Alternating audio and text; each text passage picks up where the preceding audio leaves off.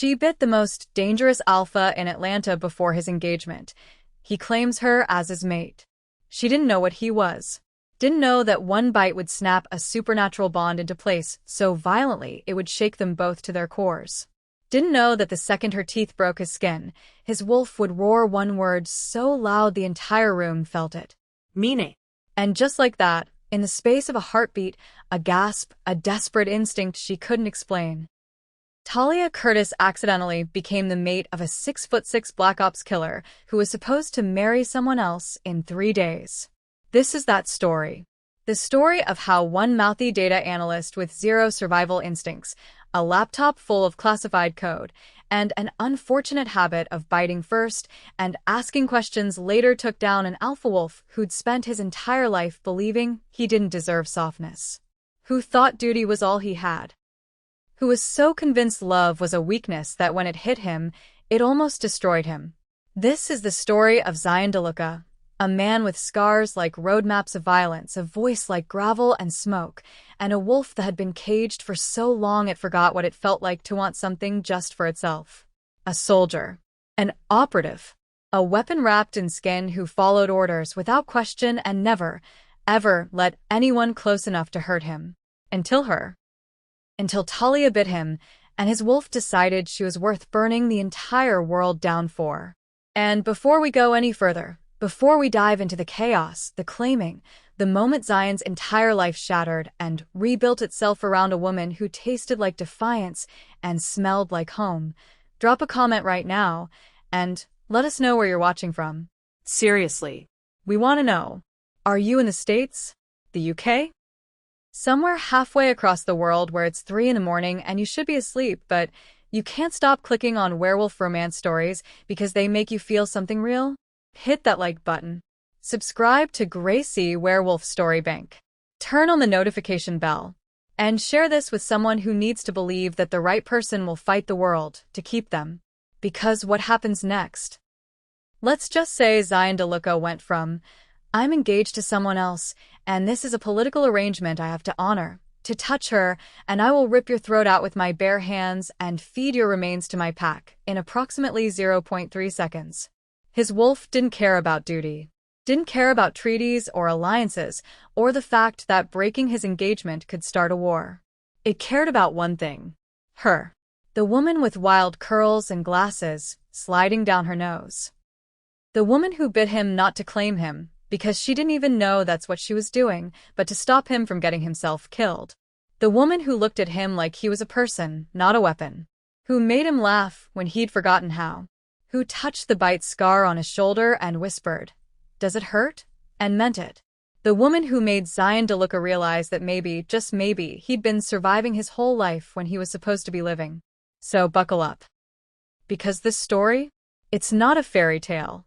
It's messy. It's raw. It's a Black Ops alpha who doesn't know how to be soft trying to protect a woman who doesn't need saving but lets him anyway because she sees the man underneath the monster. It's political alliances exploding. It's jealousy and claiming bites and a villain who thinks he owns everything, including her. It's a woman who spent her whole life feeling invisible suddenly being seen so completely, so intensely, that it terrifies and thrills her in equal measure. It's the story of what happens when you bite an alpha wolf. And trust me, what happens next will make you believe in fated mates all over again. Now, let's rewind. Let's go back to the beginning. Back to the night Talia Curtis got kidnapped by a lion shifter who wanted her brain, rescued by a wolf who wanted nothing, and accidentally claimed the one man in Atlanta who is absolutely, categorically, completely off limits. Back to the moment everything changed. Back to the bite. Chapter 1. Talia Curtis didn't believe in fate. She believed in code. In the clean logic of algorithms that did exactly what you told them to do, no surprises, no drama. She believed in caffeine. Preferably the kind that came in those oversized gas station cups at 2 in the morning when deadlines loomed and her brain refused to cooperate. And she absolutely, unequivocally believed that her boss was an idiot who couldn't debug his way out of a paper bag. What Talia didn't believe in. Destiny. Soulmates. The universe conspiring to put you exactly where you needed to be. But on a random Tuesday at 11:47 p.m., fate looked at Talia Curtis, brilliant, invisible, tired, and decided it was done waiting for her to believe. Fate decided to believe in her instead. And fate, it turns out, has teeth. Let's back up. Let's talk about who Talia was before everything shattered. Before the kidnapping. Before the wolf. Before the bite that would change her life in ways she couldn't have imagined even in her wildest, most sleep-deprived coding marathons. Talia Curtis was 28 years old and completely unremarkable. At least, that's what the world had taught her to believe. She worked as a data analyst for a mid-tier cybersecurity firm in Atlanta, the kind of place where the coffee was always burnt, the fluorescent lights gave everyone a vague headache, and nobody bothered learning your name unless you were important. Talia wasn't important. She was the girl in the corner cubicle with the oversized glasses that kept sliding down her nose. The one with the wild dark curls she never had time to tame properly, pulled back in a messy bun that looked more like organized chaos than style. She wore soft cardigans and jeans with frayed hems, kept a succulent on her desk that she forgot to water, and ate lunch alone while scrolling through coding forums. Her coworkers walked past her desk every single day and didn't see her. They'd ask her to resend reports she'd already sent twice. They'd forget to invite her to team lunches. Once, someone new asked if she was an intern. She'd been working there for 3 years. Her family wasn't much better. Her mom called once a month, usually to talk about Talia's younger sister, the pretty one, the one who got married last year and was already pregnant and living the life everyone expected. Her dad sent birthday cards a week late with generic messages. Her brother never called at all. And her ex? The guy she'd dated for 2 years, the one she thought maybe, possibly, could be the one? He'd looked at her over Thai food one night and said, "You're just too much and not enough at the same time, you know? Like, you're so intense about your work, but you're not ambitious. You're smart, but you're not. I don't know. You're not exciting." She'd paid for her own meal, went home, cried for exactly 20 minutes because that felt like the appropriate amount of time. Then she opened her laptop and got back to work. Because work didn't leave her. Work didn't tell her she wasn't enough. Work made sense. What Talia didn't know, what nobody had bothered to tell her because nobody thought she mattered, was that 6 months ago, she'd written something extraordinary. An encryption algorithm so elegant, so unbreakable, that it had caught the attention of people far above her pay grade. Her boss had taken credit for it, presented it as his own work, got promoted, Got praised. got everything. Talia got nothing. Except, as it turned out, a target on her back. Because that algorithm? It didn't just impress corporate executives. It impressed the supernatural underworld. The hidden world of shifters and predators and ancient magic that lived in the shadows of Atlanta's glittering skyline. And when something that valuable exists, someone always wants to take it. Someone like Roy Blackwood. It was past midnight when Talia's world ended and began at the same time. She was alone in her apartment, a tiny studio in a building that smelled like mildew and other people's cooking. Sitting cross-legged on her couch in an oversized hoodie and cotton shorts, glasses perched on her nose, fingers flying across her keyboard. She had a half-eaten slice of cold pepperoni pizza balanced on a stack of books, a mug of coffee that had gone lukewarm hours ago, and absolutely no idea that 3 men were standing outside her door. She heard the lock click. That soft, metallic sound cut through the quiet like a knife. Talia froze, fingers hovering over the keys, heart suddenly loud in her ears. Her door wasn't locked. Wait. No. It was locked. She always locked her door. She was paranoid about it, checked it twice before bed, jiggled the handle to make sure. But now it was opening. Slowly. Deliberately. Like whoever was on the other side had all the time in the world and knew she had nowhere to run. 3 men stepped inside. Tall. Impossibly tall. Moving with a kind of fluid grace that didn't look human, like predators who'd spent lifetimes learning how to stalk prey. They wore dark clothing. Expensive, tailored, the kind you see in magazines but never in real life. And their eyes. God, their eyes. Cold. Flat. The eyes of men who'd done terrible things and lost sleep over none of them. The one in front was different. Golden-haired, beautiful in a way that felt wrong. Too perfect, too symmetrical, like a statue carved by someone who understood aesthetics but not humanity. He smiled at her, and it was the smile of a shark. "Talia Curtis," he said, his voice smooth as silk and just as suffocating. "You're coming with us." Talia's brain short-circuited. Fight or flight kicked in, and her body chose the stupidest possible option: freeze and say something sarcastic. "Yeah, no," she said, her voice shaking but defiant.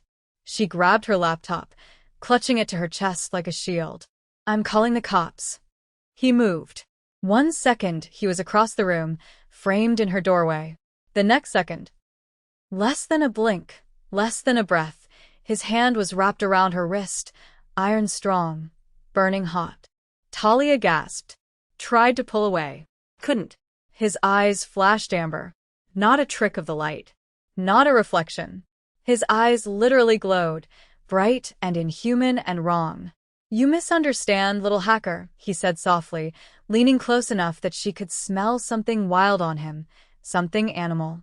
"I'm not asking." His name, she would learn later, was Roy Blackwood. And he wasn't human. He was a lion shifter.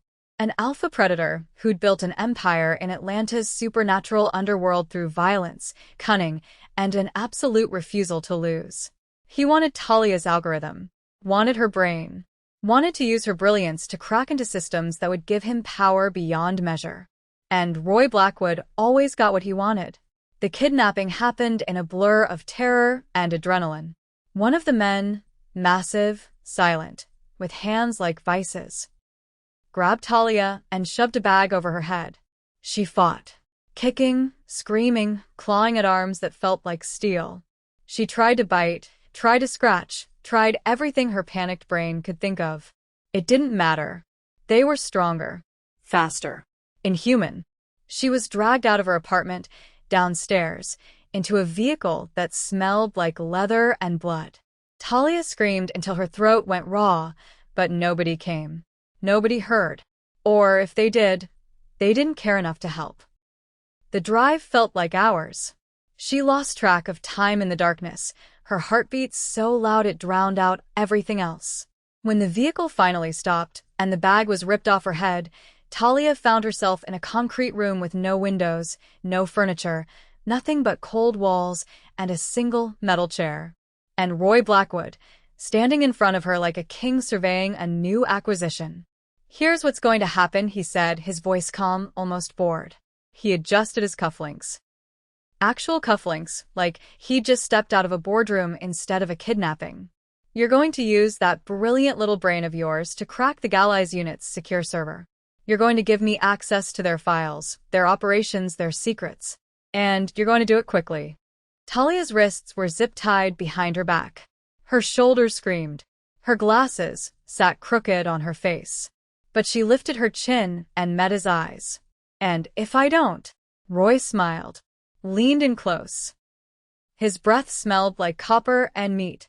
"Then I'll make sure no one ever finds your body." Terror slammed into Talia's chest. Real, primal terror. The kind that makes your vision tunnel and your hands shake and every instinct scream run, run, run. But she couldn't run. So she did the only thing she could. She stared at Roy Blackwood and lied through her teeth. "Okay," she whispered. "I'll do it." What Talia didn't know, what she couldn't possibly know, was that help was already coming. Because the Galley's shifter unit didn't take kindly to people trying to break into their systems. And they especially didn't take kindly to civilians being kidnapped and threatened by rogue predators. They'd been tracking Roy Blackwood for months, watching his operation, gathering evidence, waiting for the right moment to strike. And the second Roy took Talia Curtis, the second their tech team flagged an attempted breach from an unknown location, they sent their best. They sent Zion DeLuca. Zion wasn't like other operatives. He wasn't charming or smooth or good at talking his way out of situations. He was a blunt instrument, a weapon wrapped in skin and scars and silence. 6'6" of coiled violence, built like he'd been carved from granite and bad intentions. He moved through the world like a storm, inevitable, destructive, impossible to stop.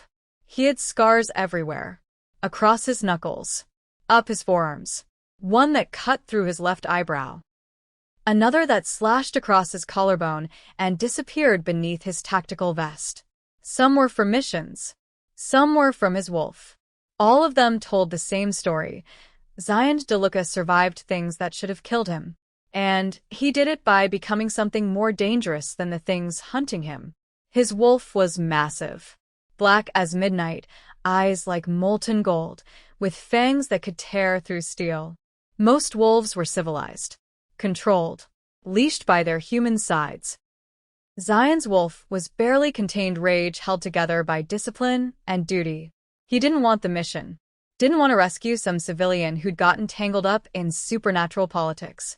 He had enough on his plate, an arranged engagement in 3 days, a political alliance he was being forced into, a life that felt more like a prison sentence than a choice. But orders were orders. So Zion geared up, loaded his weapons, and prepared to do what he did best. Get in, complete the objective, get out. No attachments. No complications. Just the mission. He kicked down the door to that concrete room at exactly 0200 hours, moving fast and efficient, his team flanking him. The room was chaos, Roy's men everywhere, armed and ready.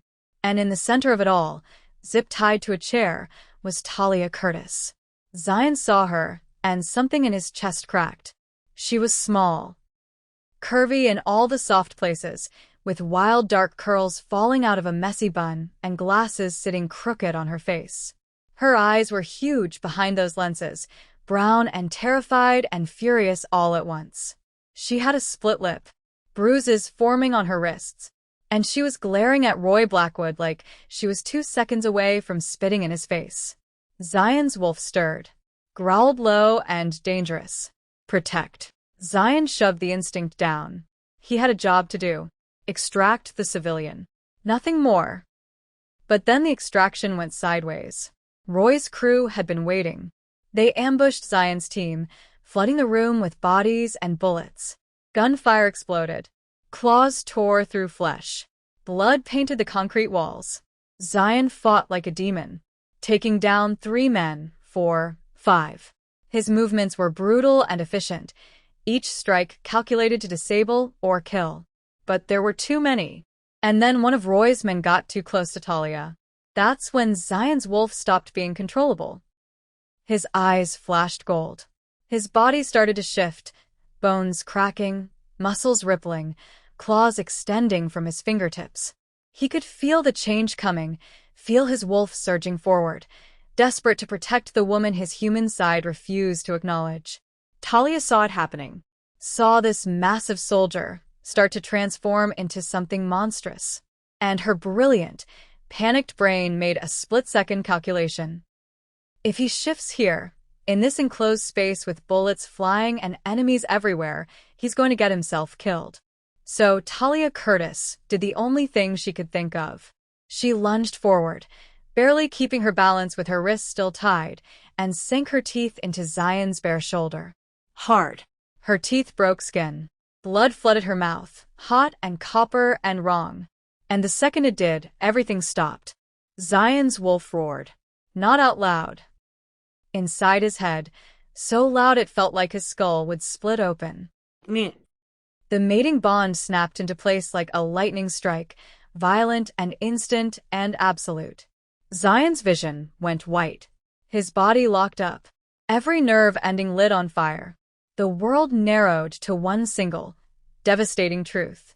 This woman, this curvy, mouthy, terrified woman with her teeth in his shoulder and her scent flooding his senses. She was his mate, his forever. Zion staggered backward, staring at Talia with wild, golden eyes. His wolf was howling, triumphant and possessive and absolutely unhinged. His human side was reeling, trying to process what had just happened. Talia stared back, blood on her lips, utterly clueless. Did I just give you rabies? She whispered. Zion couldn't answer, couldn't breathe. Couldn't think past the single word echoing in his skull. Meaning. Because in the shifter world, there's one rule everyone knows. One unbreakable law that transcends politics and duty and every carefully constructed plan. You bite an alpha wolf, you claim him forever. And Talia Curtis, brilliant, invisible, ordinary Talia Curtis, had just claimed the most dangerous alpha in Atlanta. Chapter 2. So, here's the thing about accidentally mating a Black Ops alpha wolf that nobody bothers to mention in the Supernatural Handbook. You don't just claim him. You ruin his entire life. And Talia Curtis? She had no idea. The extraction from Roy's compound was a violent blur. Zion moved through the chaos like a force of nature, brutal, efficient, unstoppable. He grabbed Talia with one arm, kept her pressed against his chest while he fired with the other, and carved a path through Roy's men like they were paper. She felt his heartbeat against her cheek, fast and strong, felt the heat radiating off him like a furnace. His wolf was still there, just beneath the surface. She could sense it somehow, feel the predator wrapped around her, protecting her with every breath. They hit the extraction point. His team was waiting. Talia was shoved into an armored vehicle, still zip-tied, still covered in dust and blood and the coppery taste of Zion's blood in her mouth. He climbed in after her, said nothing, stared at the far wall like it held a swerve he desperately needed. The drive was silent except for the rumble of the engine and Talia's ragged breathing.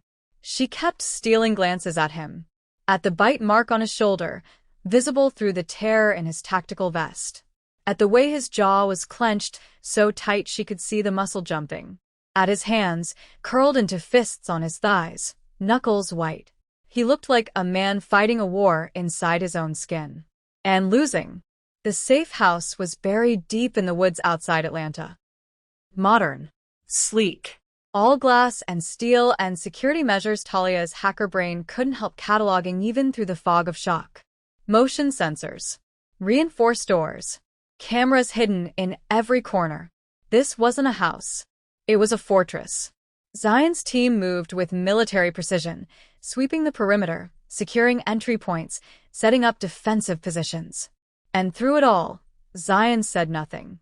Just grabbed Talia by the arm. Not rough, but firm, like she might disappear if he let go. And guided her inside. She was still zip-tied. He pulled a knife from his belt, and for one wild second, Talia's brain supplied about 15 different horrible scenarios.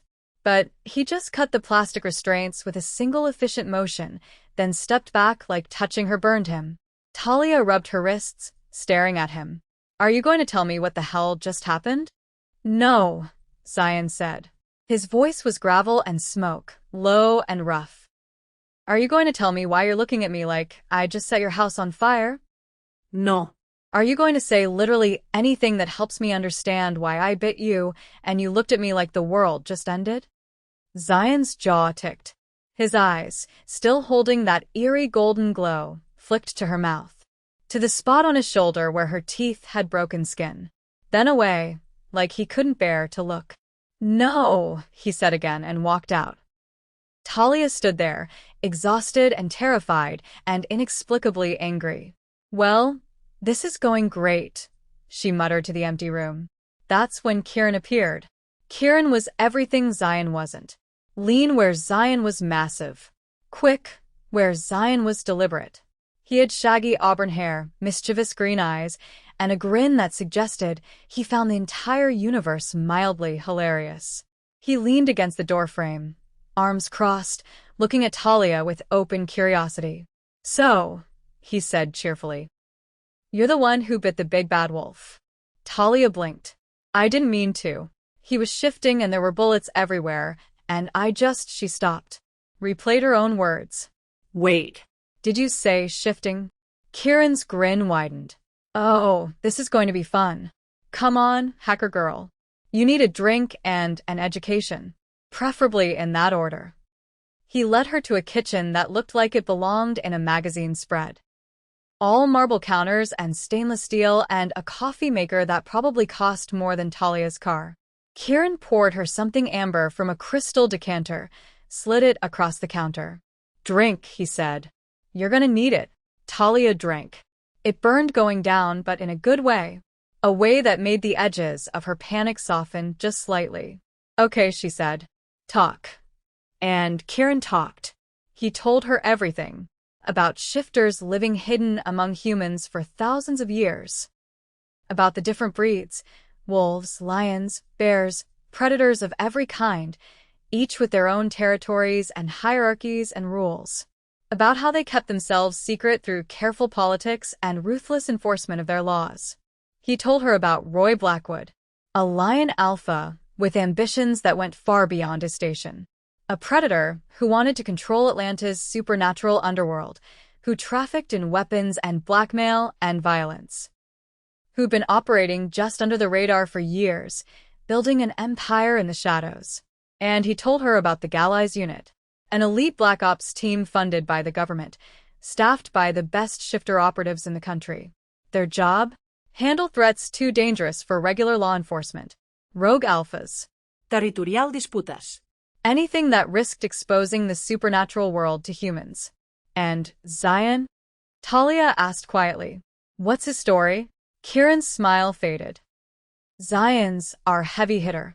The one we send when things need to end fast and bloody. He's been with Gallies for 8 years. Before that, he was military.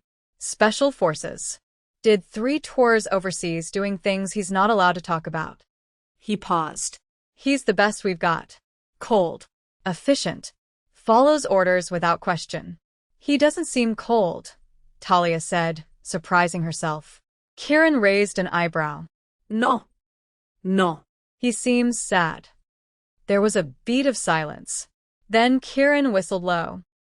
"Okay, you're either really perceptive or the bond's already messing with your head." "The what?" "The mating bond." Kieran took a drink, studying her.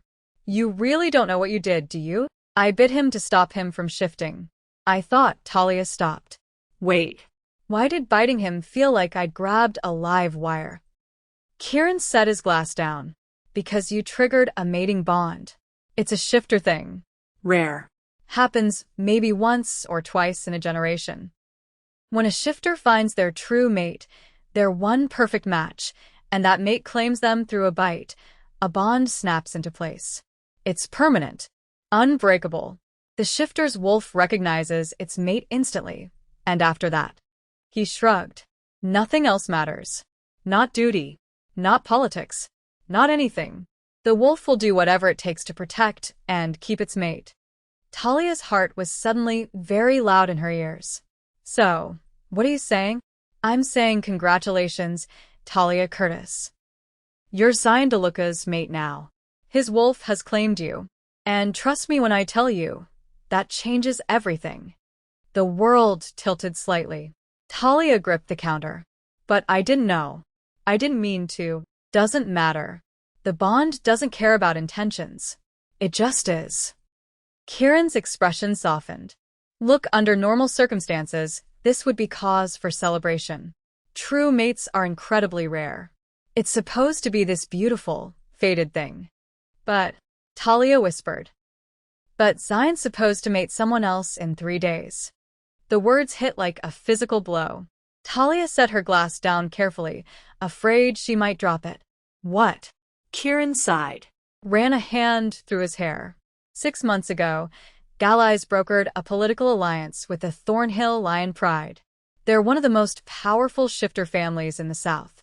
Old money, old power. The kind of family that can make or break territorial agreements. He met her eyes. To seal the deal, Zion was ordered to take a chosen mate. Ivy Thornhill, Roy Blackwood's younger sister. Talia felt something cold settle in her stomach. "He's engaged." "It's not a real engagement. It's a contract. A political arrangement." Zion agreed because that's what he does. He follows orders, puts the mission first, sacrifices whatever needs sacrificing. Kieran's voice went quiet. "But his wolf doesn't care about politics. It smells your scent on his skin, feels that bite mark burning into his shoulder, and it's screaming at him that you're his. Not Ivy. You." "So what happens now?" "Honestly, I have no idea. But I can tell you this. Zion's wolf is not going to let you go. And if he tries to go through with the arranged mating to Ivy, Kieran shook his head. His wolf will tear him apart from the inside. The bond isn't a suggestion. It's a biological imperative. You can't fight it. Talia processed this. The information settled over her like a weight. So, I ruined his life. No, Kieran said firmly. You saved it. Even if neither of you can see that yet. Across the compound, Zion stood in the armory, staring at his reflection in a blade. The bite mark on his shoulder was already healing. Shift us healed fast. By tomorrow, it would be nothing but a faint scar. But Zion could still feel it burning. Could feel the phantom pressure of her teeth, the exact shape of her bite. His wolf was going insane. It had been howling since the moment the bond snapped. Howling and snarling and demanding he go back to her, claim her properly, make sure she understood she was his and nobody else's, and touch her again, and I'll kill them. Shut up, Zion growled at the wolf. His wolf snarled back. Images flooded his mind. Talia's scent, her wide brown eyes behind those glasses. The way she'd looked at him in that concrete room, terrified but defiant, soft but fierce. The taste of her fear mixed with her courage. The way she'd bitten him to save him. Nobody had ever done that before. Nobody had ever put themselves at risk to protect him. He was the protector. The weapon. The one who took the hits so others didn't have to. But she'd lunged forward, teeth bared, and claimed him. His wolf wanted her so badly it hurt. Wanted to go to her, scent her, touch her, make sure she was safe and warm, and his. Zion slammed his fist into the wall. Pain radiated up his arm. Didn't help. Because in 3 days, he was supposed to stand in front of witnesses and mate Ivy Thornhill. Supposed to complete the bond that would seal the treaty between Gallies and the Thornhill Pride. Supposed to do his duty and put his personal feelings aside, because that's what soldiers did. But his wolf didn't care about duty. And for the first time in his life, Zion wasn't sure he did either. The night stretched long and restless. Talia couldn't sleep. Every time she closed her eyes, she saw Zion, saw his golden eyes, felt his heartbeat against her cheek, tasted his blood in her mouth. It was like her body remembered him, even though her brain was still trying to catch up. Around 2 a.m, she gave up. Threw off the blankets in the guest room they'd given her and padded barefoot into the kitchen, hoping to find tea or coffee or something to quiet her racing thoughts. She found Zion instead. He was sitting at the kitchen island in the dark, wearing just tactical pants and a black t-shirt, staring at his shoulder. At the bite mark. His fingers traced the edges of it, gentle, almost reverent. Talia stopped in the doorway. Her heart did something complicated in her chest. Does it hurt? She asked softly. Zion's head snapped up.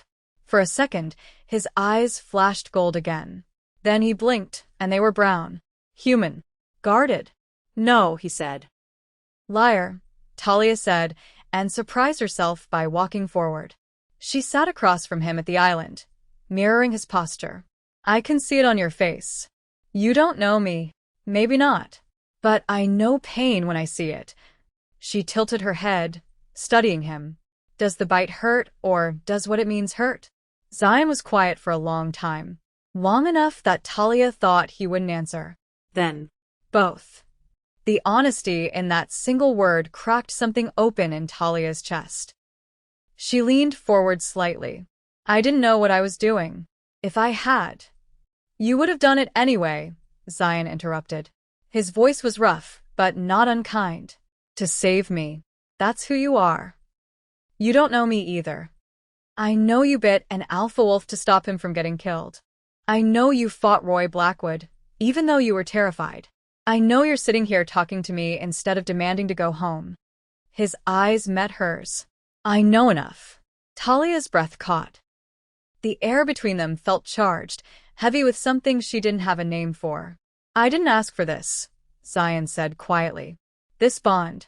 This complication. I had a plan, a mission, a purpose. And what am I? Talia asked, hating how small her voice sounded. A typo in your perfect plan? No. The word came out fierce, almost angry. Zion stood abruptly, paced to the window, stared out at the dark woods. You're not a typo. You're not a mistake. He stopped.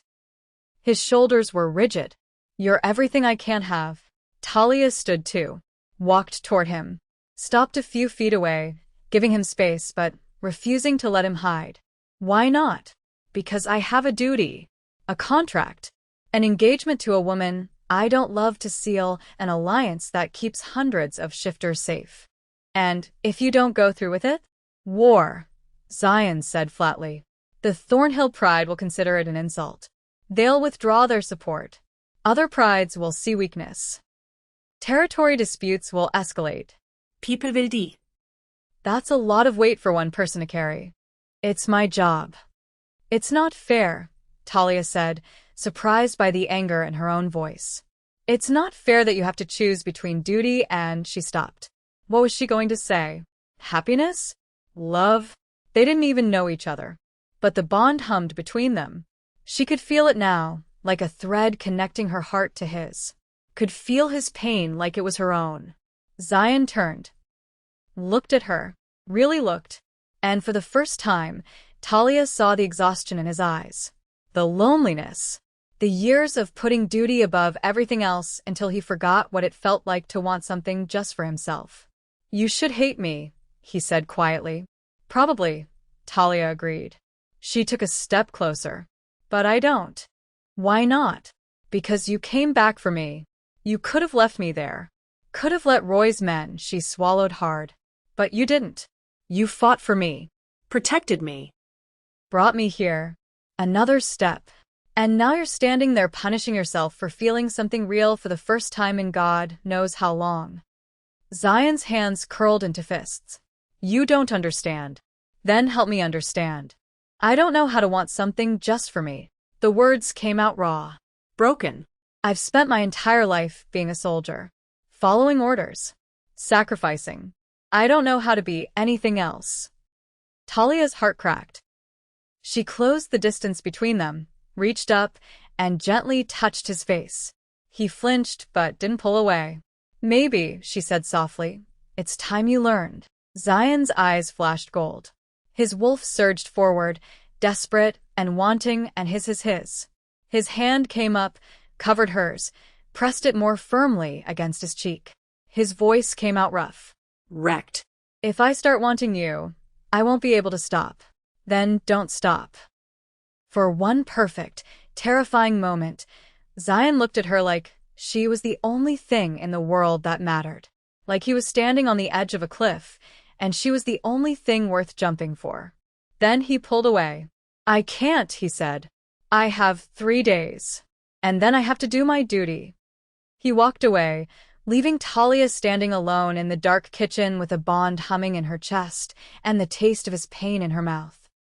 But as Zion disappeared down the hall, his wolf howled one word over and over. Mine. And Zion knew, with terrible certainty, that 3 days wasn't going to be enough time to forget her. It wasn't going to be enough time at all. Chapter 3. Turns out accidentally mating an alpha wolf comes with some side effects nobody warns you about. Like the part where he growls at anyone who looks at you for longer than 3 seconds. Or the part where you start craving his scent like it's oxygen, and you've been drowning your whole life without knowing it. Over the next 2 days, Talia Curtis discovered that the mating bond wasn't just some abstract supernatural concept. It was visceral, physical. A constant hum beneath her skin that pulled her towards Zion. DeLuca, like gravity, had rewritten itself around him. She couldn't stop thinking about him. It started small. She'd be eating breakfast and suddenly remember the way his hand had felt against her cheek. Rough. Warm. Careful. Like she was something precious he was afraid to break. She'd be trying to sleep, and her brain would replay the sound of his voice saying her name, low and rough and reverent. She caught herself staring at him during mission briefings, watching the way he moved through the compound with that predatory grace, all coiled power and controlled violence. The way his jaw ticked when he was annoyed. The way his eyes would find her across a room, hold for just a second, then look away like it hurt. She dreamed about him. Dreams that left her gasping awake in the dark, heart racing, body aching for something she'd never wanted before. Dreams where his hands were on her skin, his mouth on her throat, his voice in her ear saying mine, mine, mine. It was driving her crazy. And Zion? Zion was absolutely spiraling. His wolf had gone from barely controlled to completely obsessed. Every time Talia walked into a room, Zion's entire body would lock onto her location like a missile finding its target. He knew exactly where she was at all times. Could smell her shampoo from 3 rooms away, something vanilla and warm that made his wolf purr. Could hear her heartbeat. Could sense when she was nervous or tired or thinking about him. And she was thinking about him. A lot. His wolf could feel it through the bond. Could feel her awareness of him, her confusion, her growing fascination. It made the animal inside him smug and possessive and absolutely unhinged. The problem was that Zion couldn't do anything about it. He had 48 hours until the engagement ceremony with Ivy Thornhill. 48 hours to figure out how to ignore the bond screaming at him, how to function like a normal operative instead of a lovesick wolf who wanted to throw his mate over his shoulder and disappear into the woods forever. It wasn't going well. The breaking point came on the second morning. Talia was in the kitchen, trying to figure out the compound's absurdly complicated coffee maker. She was wearing soft sleep shorts and an oversized hoodie that kept sliding off one shoulder, her curls wild and untamed, glasses slightly crooked on her nose. She looked adorable.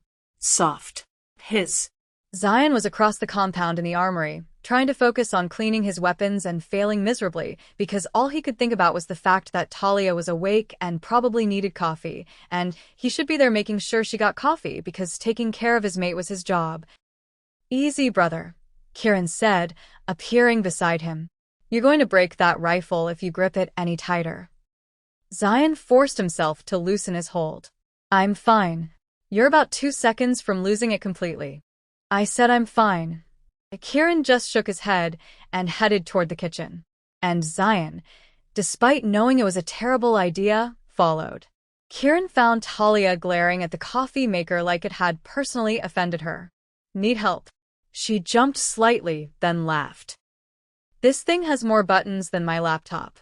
I just want coffee, not to launch a satellite." Kieran grinned, moving to stand beside her. "Here, let me show you.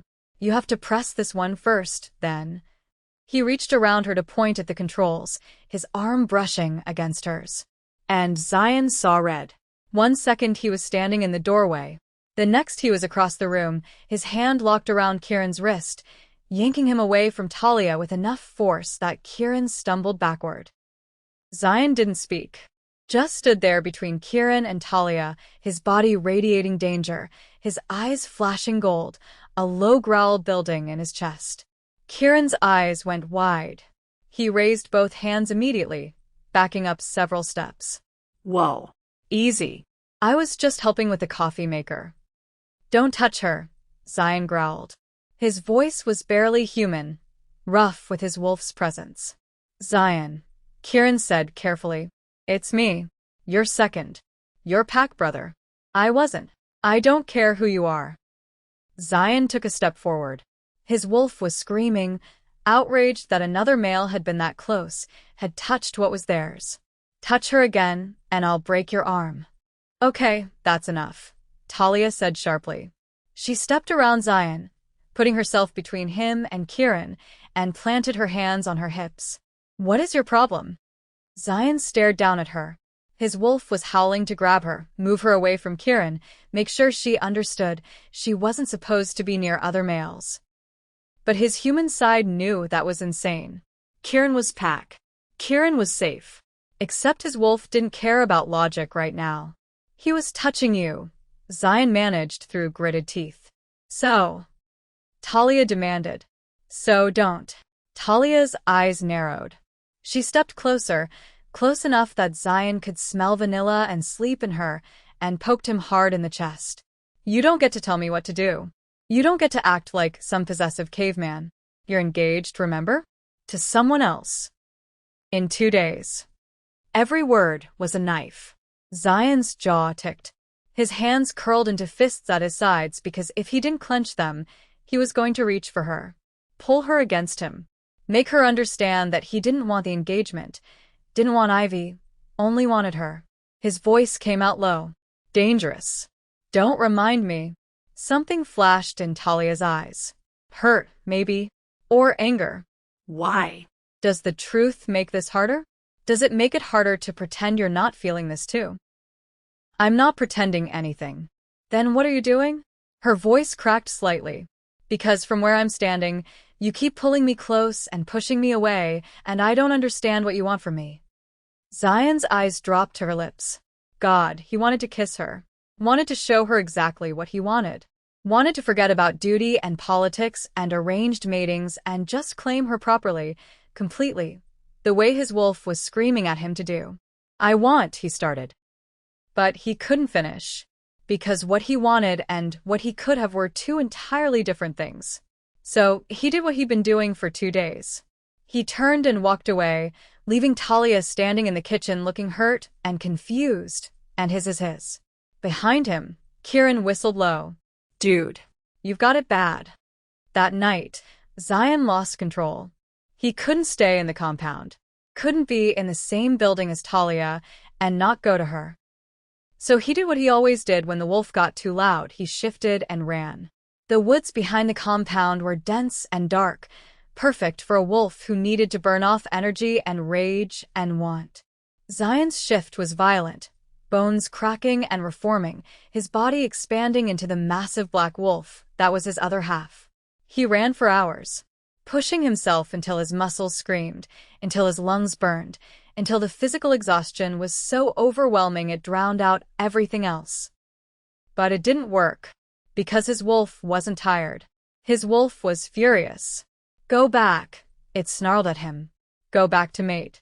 Claim her. Make her understand she's yours. She's not. Zion threw back, his human consciousness still in control even in wolf form. I have orders. A contract. A duty to the unit and the treaty. Don't care. She bit us. She claimed us. She's yours. I can't have her. Then we'll die.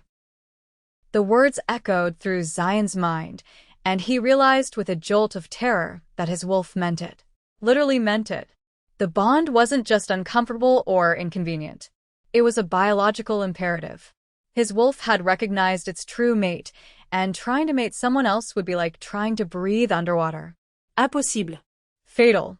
You don't understand, Zion tried to explain. If I break the engagement, the treaty falls apart. The Thornhill Pride will consider it an insult. Other prides will see weakness. Territory disputes will escalate into war. Skiftas vil de.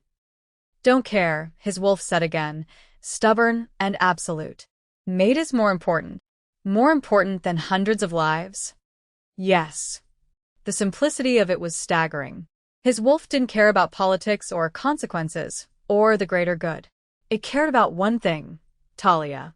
Protecting her, keeping her, making sure she was safe and happy and theirs. And the terrifying part? Zion was starting to agree. He shifted back to human, standing naked in the woods, breathing hard.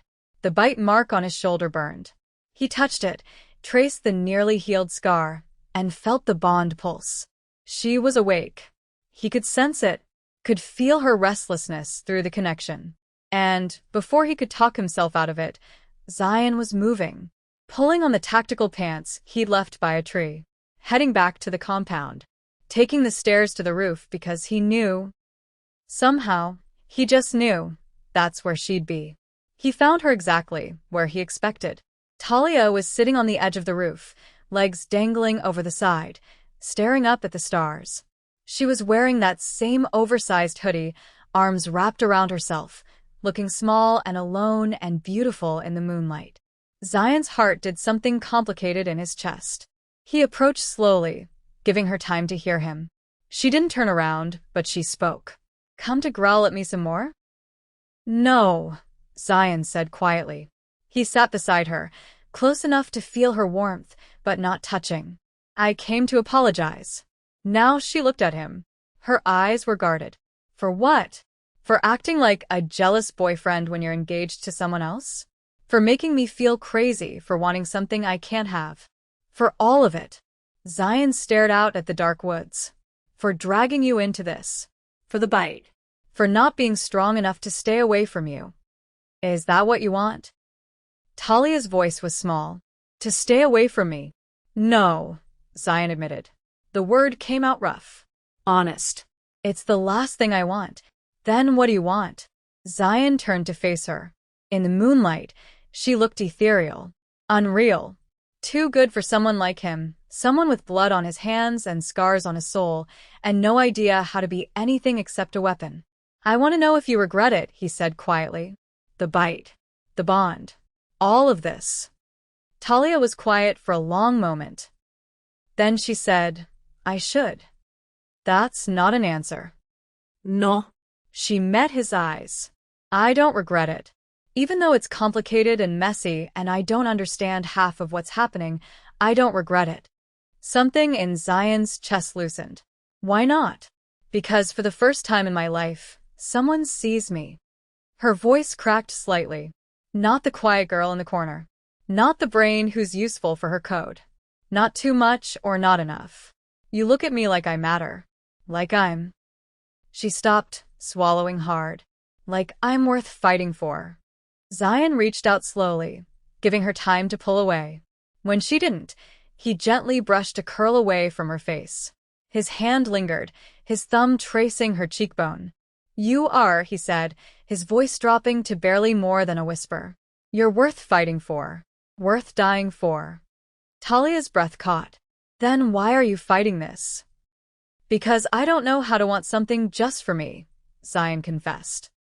I've spent my entire life being a soldier, following orders, putting the mission first, sacrificing whatever needs sacrificing.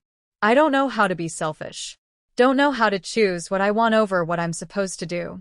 Talia turned, shifting to face him fully. She took his hand, the one still touching her face, and pressed it more firmly against her cheek. Her eyes held his, fierce and fearless. Maybe, she said softly, it's time you learned. And that's when Zion broke. All the control he'd been desperately clinging to for 2 days shattered. His wolf surged forward, triumphant and possessive, and Zion stopped fighting. He kissed her. Slow at first. Careful. Like she was something precious he was afraid to damage. His hand slid from her cheek to the back of her neck, fingers tangling in her curls. His other hand found her waist, pulled her closer. Talia made a soft sound against his mouth and kissed him back. Her hands came up to grip his shoulders, her fingers finding the bite mark there and pressing down. Zion groaned. The sensation shot through him like electricity, the bond flaring so bright it made his vision white out for a second. His wolf roared in triumph. Meh. The kiss deepened, became desperate. Talia tasted like toothpaste and want and everything good he'd ever denied himself. Zion kissed her like a drowning man finding air, like she was the only thing keeping him tethered to something real and human and worth fighting for. When they finally broke apart, both breathing hard, Zion pressed his forehead against hers. I can't do this, he whispered, even as his arms tightened around her. I can't claim you, and then walk away in 2 days. Then don't walk away, Talia said, her voice fierce. Fight for this. Fight for us. You don't understand what you're asking. If I break the engagement. I know. She pulled back just enough to meet his eyes. War. Politics. Consequences. Kieran told me. But here's what I think, Zion DeLuca. I think you've spent your entire life fighting other people's wars. Maybe it's time you fought for something that's yours. His wolf howled agreement. And for the first time, Zion let himself imagine it. Imagine choosing her. Imagine telling his superiors and the Thornhill Pride and everyone who decided his life for him that he was done. That he'd found his mate and nothing else mattered. Imagine being selfish just once. I don't know how to do that, he admitted. Then let me teach you, Talia said. She smiled, soft and genuine. Step 1. Kiss me again. So he did. And as Zion kissed his mate under the stars, With his wolf purring and the bond singing between them, he made a decision. He had 48 hours until the engagement ceremony. 48 hours to figure out how to choose love over duty. 48 hours to save them both. Chapter 4. Here's a fun fact that nobody puts in the brochures about supernatural politics. Nothing says awkward like crashing your fake fiancé's engagement party with your actual mate on your arm. And yet, that's exactly what Zion DeLuca did. The order came down from his commander at 0600 hours, 36 hours before the official ceremony.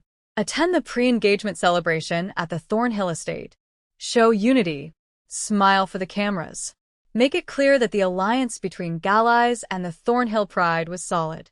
It was politics. Optics. Theater. Zion had nodded.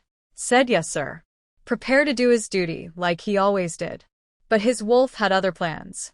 The second Zion started getting ready to leave. Showering, shaving, pulling on the suit his superiors had sent over, his wolf started howling. Not the triumphant howl from when Talia kissed him. This was different. Panicked. Desperate. Not leaving mate. Can't leave mate. Unprotected. Vulnerable. Ours. Zion tried to reason with it. Tried to explain that Talia would be safe at the compound, that Kieran and the rest of the team would watch over her, that this was just a few hours and then he'd be back.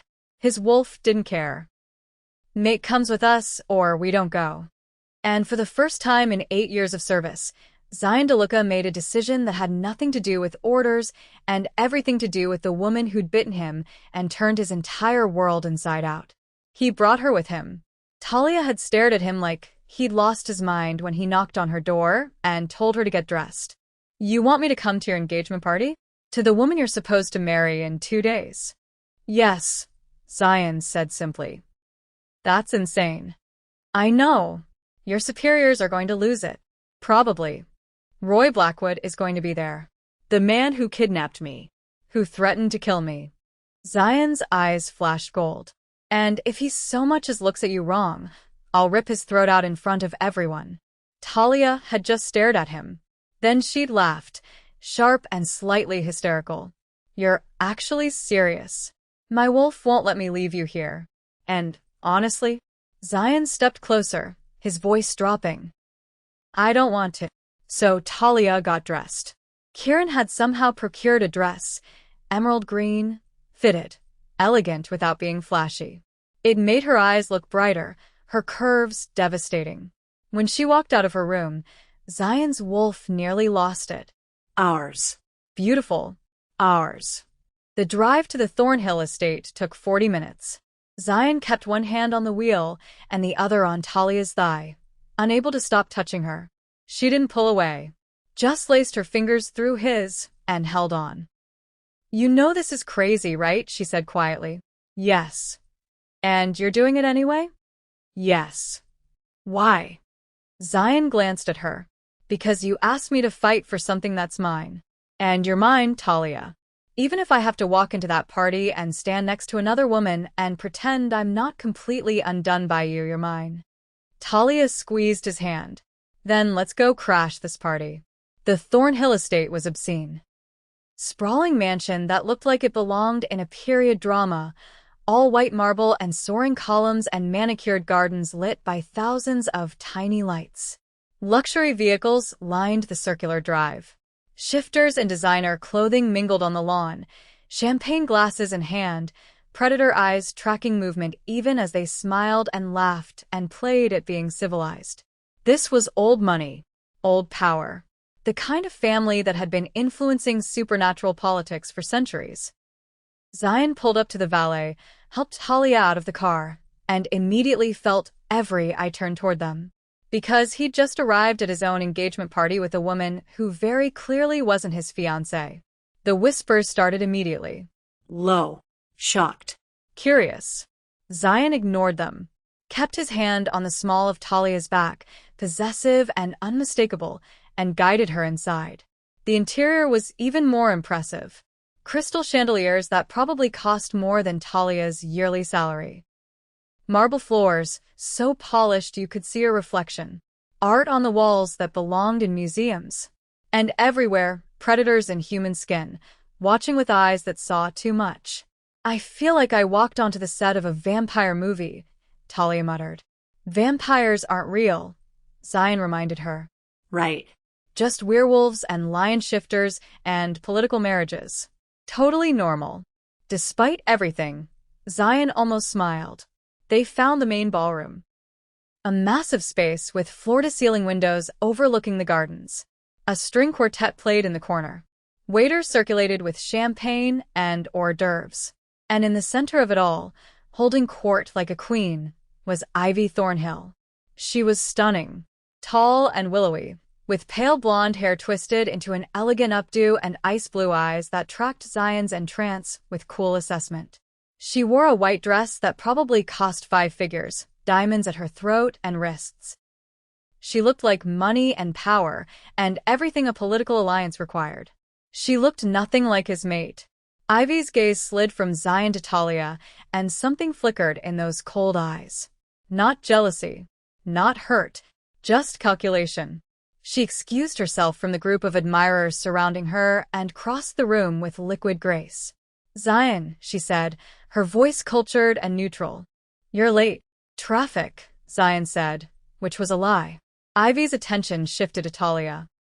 And you've brought a guest. How unexpected. There was no warmth in her tone. No anger either. Just that same cool assessment, like Talia was a chess piece Ivy hadn't anticipated. Talia Curtis, Talia said, extending her hand. Sorry to crash. Zion insisted. Ivy looked at Talia's hand like it might bite her. Then, with impeccable manners, she shook it briefly. Ivy Thornhill, welcome to my engagement party. She turned back to Zion. We need to talk. Privately. Later, Zion said. Now, Ivy countered, and there was steel beneath the polished exterior. Your commander is here. And he's not pleased. Zion's jaw ticked. He looked at Talia. Stay close to Kieran. Don't wander off. And if Roy... I'll be fine, Talia interrupted. Go do your political thing. She said it lightly, but Zion could hear the hurt underneath, could feel it through the bond. She was trying to be understanding, trying to give him space to handle his obligations. It made him want to burn the whole place down. But he nodded, pressed a kiss to her temple, claiming her in front of everyone watching, and let Ivy lead him away. The moment Zion disappeared into a side room with Ivy, Talia felt suddenly alone. Kira materialized at her elbow like magic. Well, that was subtle. Shut up, Talia muttered. I mean it. Bringing you here? That's basically Zion standing up and announcing this is my mate, and I don't care who knows it. He's still engaged to her. For now, Kieran said cryptically. Come on. Let's get you some champagne and keep you away from the lions. They found a spot near the windows. Talia sipped champagne she couldn't taste, trying not to think about what Zion and Ivy were discussing in that private room. Trying not to imagine him smiling at her, touching her, pretending to be interested in a future that didn't include. Well, the little hacker cleans up nicely. Talia's blood went cold. She turned slowly, and there he was, Roy Blackwood, looking exactly as she remembered, golden-haired, beautiful, dangerous. He wore a tailored suit that probably cost more than her car, and he was smiling that predator smile that made her skin crawl. Roy, she said flatly. Kieran immediately stepped closer, putting himself slightly between them. Blackwood. Didn't know they let kidnappers into fancy parties. Roy's smile widened. Family privilege, Wolf. Ivy's my sister, remember? Which means I'm practically part of the wedding party. His eyes slid to Talia. Though I have to say, DeLuca bringing you here is interesting. Tell me, does his future bride know he's already mated? That's none of your business, Talia said. Isn't it? You're standing in my family's home, wearing a dress that screams, I belong to the Alpha, and you bit the man who's supposed to seal an alliance with my blood. Roy took a step closer. Kieran growled low. Roy ignored him. You know he's going to break your heart, don't you? And you know I'm not afraid of you, right? Talia lifted her chin, meeting his amber eyes directly. Roy laughed. It sounded genuinely delighted. Oh, I like you. All that fire wrapped up in such a soft package. He leaned in, voice dropping. But here's the truth, little hacker. You took something that was mine. I was never yours, Talia shot back. Your algorithm was. Your skills were. And DeLuca? Roy's smile turned sharp. He was supposed to be my brother-in-law. Supposed to bring his unit's resources under Thornhill control through this marriage. You've complicated things. Good, Talia said. Roy's eyes flashed amber. You should be more careful, sweetheart. Zion DeLuca might play at being civilized, but underneath? He's a killer. A monster with more blood on his hands than you can imagine. He paused. Does he talk about his missions? The things he's done? The people he's killed without hesitation because someone gave him orders. Talia felt Kieran tense beside her. Felt the weight of Roy's words trying to wedge doubt into her mind. But then she thought about Zion's hands, rough and scarred and gentle when they touched her face. Thought about the way he looked at her like she was something precious. Thought about how he'd fought for her, protected her, chosen her even when it cost him everything. He's not a monster, Talia said firmly. And you're not taking me anywhere. Roy studied her for a long moment. Then he smiled, slow and dangerous. You really believe that, don't you? That he'll choose you over duty, over the treaty. He leaned in close enough that she could smell something wild on him. Let me tell you something, little hacker. In about 30 seconds, your precious alpha is going to have to make a choice. You, he gestured at her, or the treaty that keeps the city from going to war. Talia's heart started pounding. What are you talking about? Roy's smile turned vicious. Just watch. And then the world exploded. Gunfire erupted from somewhere downstairs. Not the controlled pops of a single shooter. This was sustained, automatic fire. Screaming followed. Glass shattering. The unmistakable sounds of violence and chaos. The ballroom descended into panic. Shifters rushed toward the windows, toward the exits, predator instincts kicking in. Kieran grabbed Talia's arm, pulling her close. Stay with me. But Roy was gone, melted into the crowd like smoke. Zion burst back into the ballroom, his suit jacket gone, his eyes scanning for Talia. When he found her, something in his expression eased. But only for a second. His commander, a grizzled bear shifter named Garrett, appeared beside him, radio in hand, face grim. We got a situation. Multiple hostiles, heavily armed. Roy's crew. How many? Zion demanded. At least 20. They've blocked the exits. And Zion. Garrett's expression went darker. They took Ivy. The words hung in the air like a death sentence. Zion's eyes found Talia's across the room. She saw the conflict there. Saw him calculating, planning, trying to figure out how to protect everyone. Garrett grabbed his arm. You need to get her back. Now. If Ivy dies, the alliance is over. The Thornhill Pride will consider it an act of war. Every territorial dispute we've been containing for years will explode. We'll have full-scale war across the southeast. I know, Zion said, his voice flat. So get her back. That's an order. Zion looked at Talia, his mate. The woman his wolf was screaming at him to protect, to grab and run with, to put above everything and everyone else. Then he looked at the burning building where Ivy Thornhill was being held hostage by a lion shifter with nothing left to lose. Hundreds of lives balanced on this decision. Maybe thousands. Every shifter in Atlanta and beyond, waiting to see what Zion DeLuca would do. Duty or love. The mission or his mate. Everything he'd been trained to be, or everything he'd just discovered he could be. Talia crossed the room, stood in front of him, took his face in her hands, and made him look at her. What are you going to do? She whispered. Zion's eyes flashed gold. His wolf roared. And for the first time in his entire life, Zion DeLuca made a choice that was entirely his own. I'm going to burn it all down, he said. He kissed her. Hard. Fussed. Claiming. Then he pulled away, grabbed his weapons from Kieran, and turned to his commander. I'll get Ivy back, he said. But Talia stays with me. Non negoziable. Zion. I said non-negotiable. She's my mate. Where I go, she goes. Garrett looked like he wanted to argue.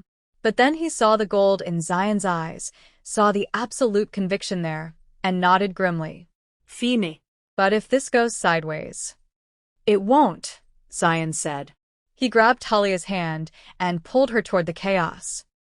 And as they ran toward gunfire and violence, and a choice that would change everything, Talia realized something. Zion wasn't choosing between her and duty. He was choosing both. Or he was going to die trying. Chapter 5. They say you can't have it all. That life is about compromise.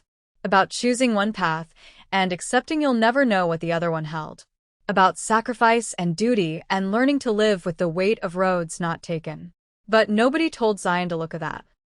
And when an alpha wolf decides to break the rules, when he decides that maybe the world has been wrong about what matters and what doesn't, the world better get out of his way. The Thornhill estate had descended into pure chaos. Smoke billowed from the lower floors where Roy's crew had set incendiary devices. Shifters fought in packs, wolves against lions, claws and fangs tearing through expensive suits and polished civility. Blood-painted marble floors. Glass crunched underfoot. It was war in miniature, a preview of what would happen if this treaty fell apart. Zion moved through it like a storm. He'd grabbed tactical gear from the security team's armory, vest, weapons, communications. Talia was beside him, one hand gripping his arm, the other clutching her phone like a lifeline.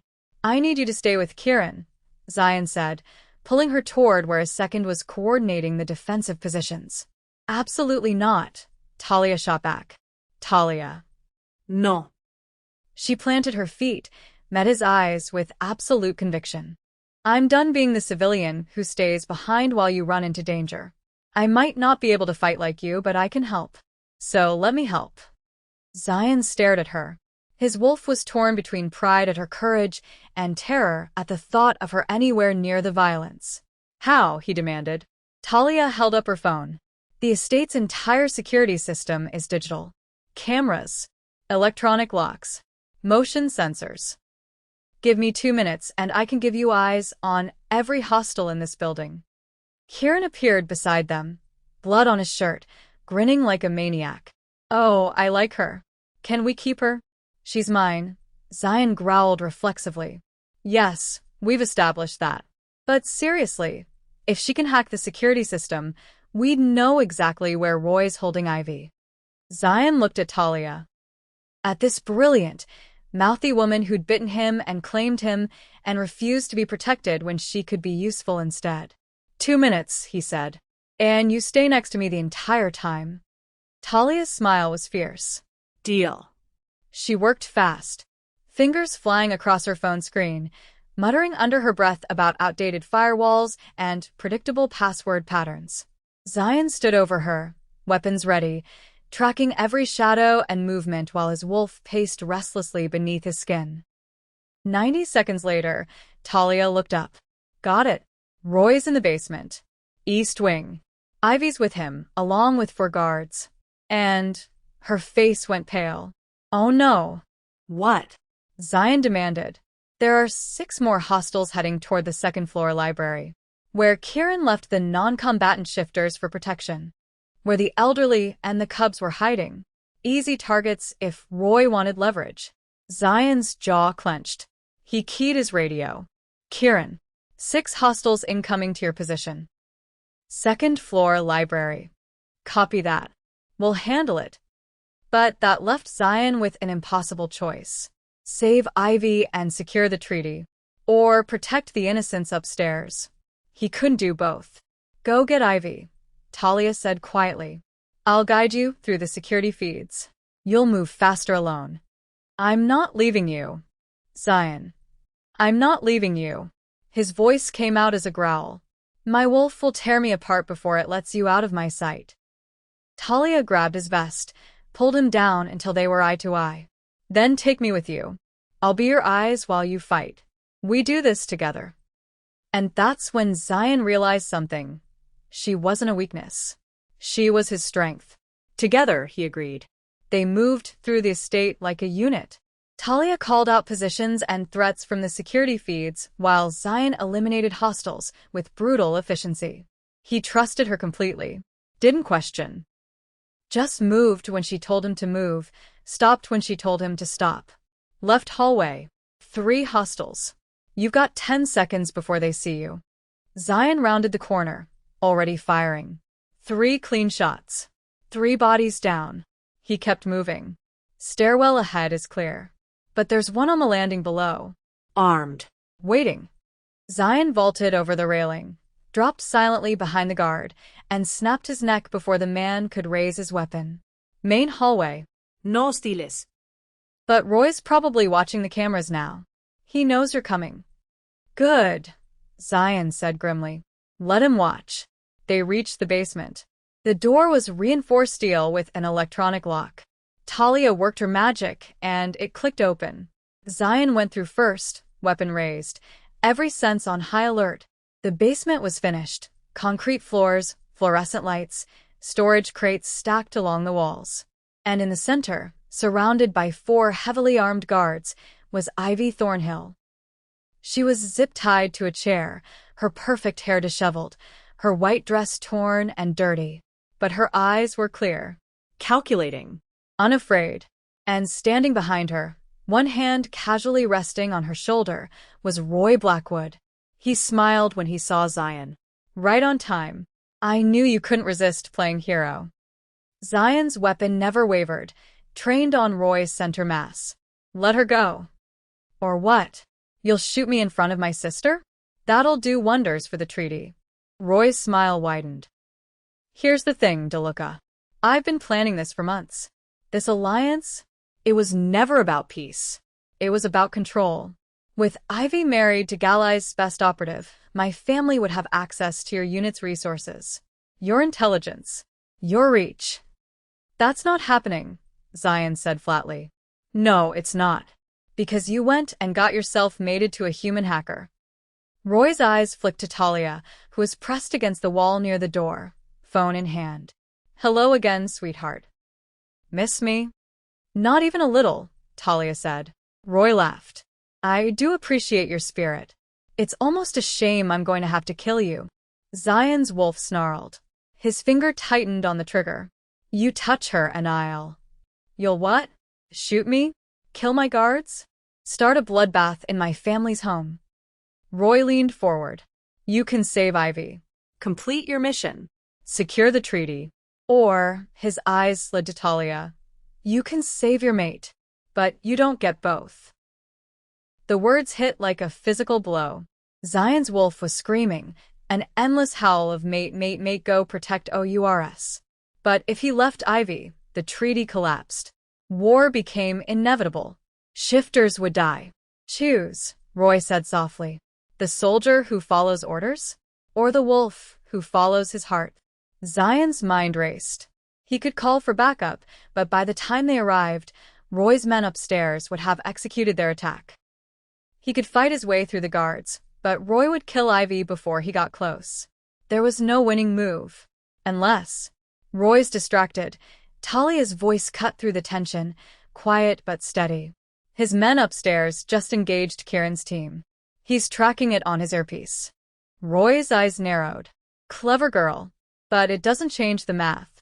DeLuca can't be in 2 places at once. That's when Ivy spoke. Go. Zion's head snapped toward her.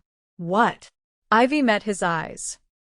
For the first time since this entire charade began, there was something real in her expression. Not calculation. Not cold assessment. Just exhausted honesty. I don't love you, she said clearly. You don't love me. This whole thing has been a political transaction from day one. A contract neither of us wanted. Ivy, Zion started. And I'm tired of it, she continued, her voice strengthening. Tired of being a bargaining chip. Tired of watching my brother manipulate everyone around him for power. She looked at Roy, and there was steel in her gaze. And I'm especially tired of this treaty that was built on lies and leverage instead of actual respect. Roy's hand tightened on her shoulder. Careful, sister. Or what? You'll kill me? You need me alive for your plan to work.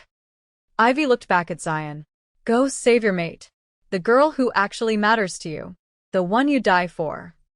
The treaty, Zion said, was doomed the moment you walked into that party with her on your arm, Ivy said, and she actually smiled. Small. Bitter. But genuine. You made your choice then. You just haven't admitted it yet. Roy's expression went dark. If you think I'm going to just let... Ivy moved fast. Faster than anyone expected. She threw her weight backward, chair and all, slamming into Roy. He stumbled, his grip releasing. Zion didn't waste the opportunity. He fired twice. Both guards on the left went down.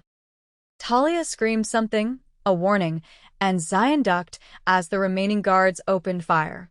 But Zion was already moving, using the crates for cover, every instinct honed from years of combat taking over. Return fire. Advance. Eliminate the threat. It was over in seconds. For guards down. Roy scrambling backward, pulling a weapon. Ivy still tied to the chair, eyes wide but defiant. And then Zion's radio crackled. Kieran's voice, strained and urgent. Zion. They've got Talia.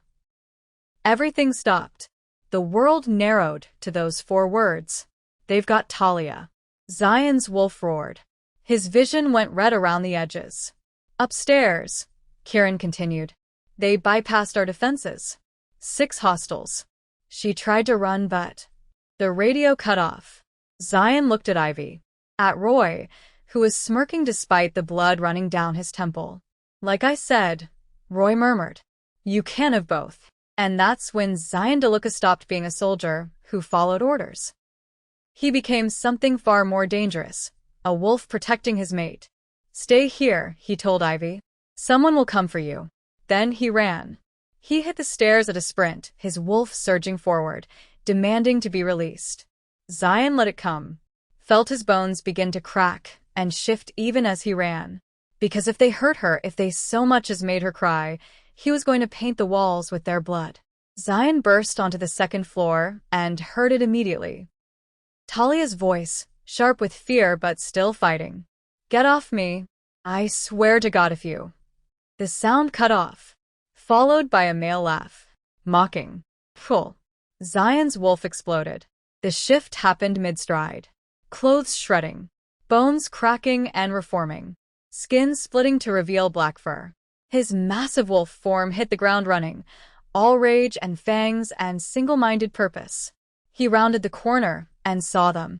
6 men, heavily armed. Surrounding Talia, who was backed against a wall, her phone shattered on the ground, her dress torn, her face defiant even as tears streaked her cheeks. One of them had his hand around her throat. Zion's wolf didn't think, didn't calculate, just attacked. The first man died before he could scream. Zion's jaws closed around his throat, shook once, and tossed the body aside. The second pulled his weapon, got off one shot that grazed Zion's shoulder, and then died with claws through his chest. The remaining 4 scattered, shouting, firing wildly. Bullets hit the walls, the floor. One caught Zion in the flank, but he barely felt it. All he felt was rage. Protective, primal, all-consuming rage. They threatened his mate. They touched what was his. They made her afraid. Unforgivable. Zion tore through them like paper. Brutal. Efficient. Merciless. When the last body hit the ground, he stood there panting, blood dripping from his muzzle, his golden eyes fixed on Talia. She was staring at him, wide-eyed, trembling. And Zion realized he was still in wolf form, still covered in blood. Still the monster Roy had called him. He waited for her to scream, to run, to look at him the way everyone else did, with fear and revulsion and the understanding that he was a weapon wrapped in fur and fury. Instead, Talia's face crumpled. She let out a sob, relief and fear and something else entirely, and whispered, "You came back." Zion shifted. The transition was agony, bones breaking and reforming, but he didn't care. He shifted back to human, naked and bloody and desperate, and crossed to her in 3 strides. "Always," he said, his voice wrecked. "I'll always come back for you. Then he pulled her into his arms and held her like she was the only thing keeping him tethered to his humanity. Talia buried her face in his chest, shaking, her hands fisting in his shoulders. They said you'd choose the mission. Choose Ivy. Choose the treaty. I chose you. Zion pulled back just enough to cup her face, force her to look at him. I will always choose you. Every time. Without hesitation. But the war. I don't care. And it was true. Terrifyingly, liberally true.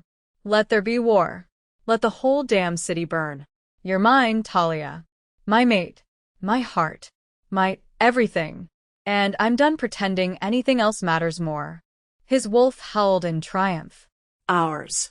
Showdown. Perfect. Talia stared at him, tears streaming down her face. Then she grabbed his face and kissed him. Hard. Desperate. Claiming. Zion kissed her back like it was the last kiss he'd ever get. Like she was oxygen and he'd been drowning. His hands tangled in her hair, pulled her impossibly closer, poured every ounce of devotion and possession and love he'd been holding back into that kiss. When they finally broke apart, both breathing hard, Zion pressed his forehead to hers. Are you hurt? He asked, his hands already running over her, checking for injuries. Just scared, Talia whispered. They grabbed me and I thought you wouldn't.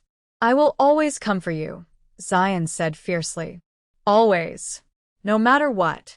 No matter who I have to fight or what orders I have to break or what it costs me. He pulled back, met her eyes. You understand that? You're not a complication or a problem or something I have to choose between. You're the choice. The only one that matters. Talia let out a shaky laugh. That's the most romantic thing anyone's ever said to me while covered in blood and naked. Despite everything, Zion smiled. Get used to it. I'm a wolf. We're not subtle. No, Talia agreed, touching his face gently. You're really not. Footsteps pounded up the stairs.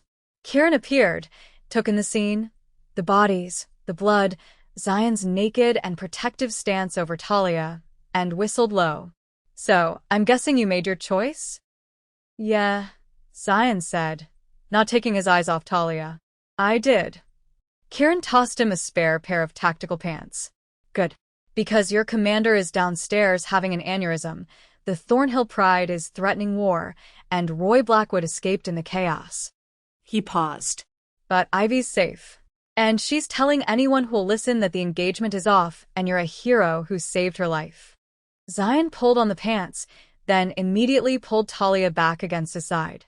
His wolf refused to let her go. What about the treaty? Probably dead, Kieran said honestly. But hey, at least you got the girl. Talia looked up at Zion, worry in her eyes. What happens now? Zion brushed a curl away from her face. Now, I deal with the fallout. Face whatever consequences come. And I do it knowing I made the right choice. Was it? Talia whispered. The right choice. Zion kissed her forehead. Soft. Reverent. You're my mate. My forever. There was never another choice. And as they stood there in the wreckage of what used to be his carefully ordered life, Zion felt something he hadn't felt in years. Ours. Peace. Because for the first time, he'd chosen something for himself. Chosen love over duty. Chosen to fight for what he wanted instead of what he was told to want. He'd chosen her. And he'd do it again. Every single time. Chapter 6. Choosing love over duty sounds romantic. It sounds like the kind of decision heroes make in stories. The kind that gets celebrated. Applauded. Held up as proof that following your heart is always the right choice. Until you realize that duty had consequences. And those consequences have teeth. The aftermath of the Thornhill estate attack was brutal. Ivy Thornhill stood in front of the assembled Supernatural Council, alphas from every major pride and pack in the southeast, and announced that the engagement was off. She did it with grace and dignity, calling their match fundamentally incompatible and praising Zion for saving her life during Roy's attack. She made it sound mutual. Civilized. A simple recognition that they weren't suited for each other. But everyone in that room knew the truth. Zion DeLuca had chosen his mate over the treaty, had walked into that party with Talia on his arm, and made it clear where his loyalties lay, had broken the engagement before it was even official, and in doing so, had shattered the fragile alliance that was supposed to keep the peace. The Thornhill Pride was furious. Not because Ivy was heartbroken, she wasn't, but because they'd been publicly humiliated. Their political capital, built over generations, had taken a massive hit.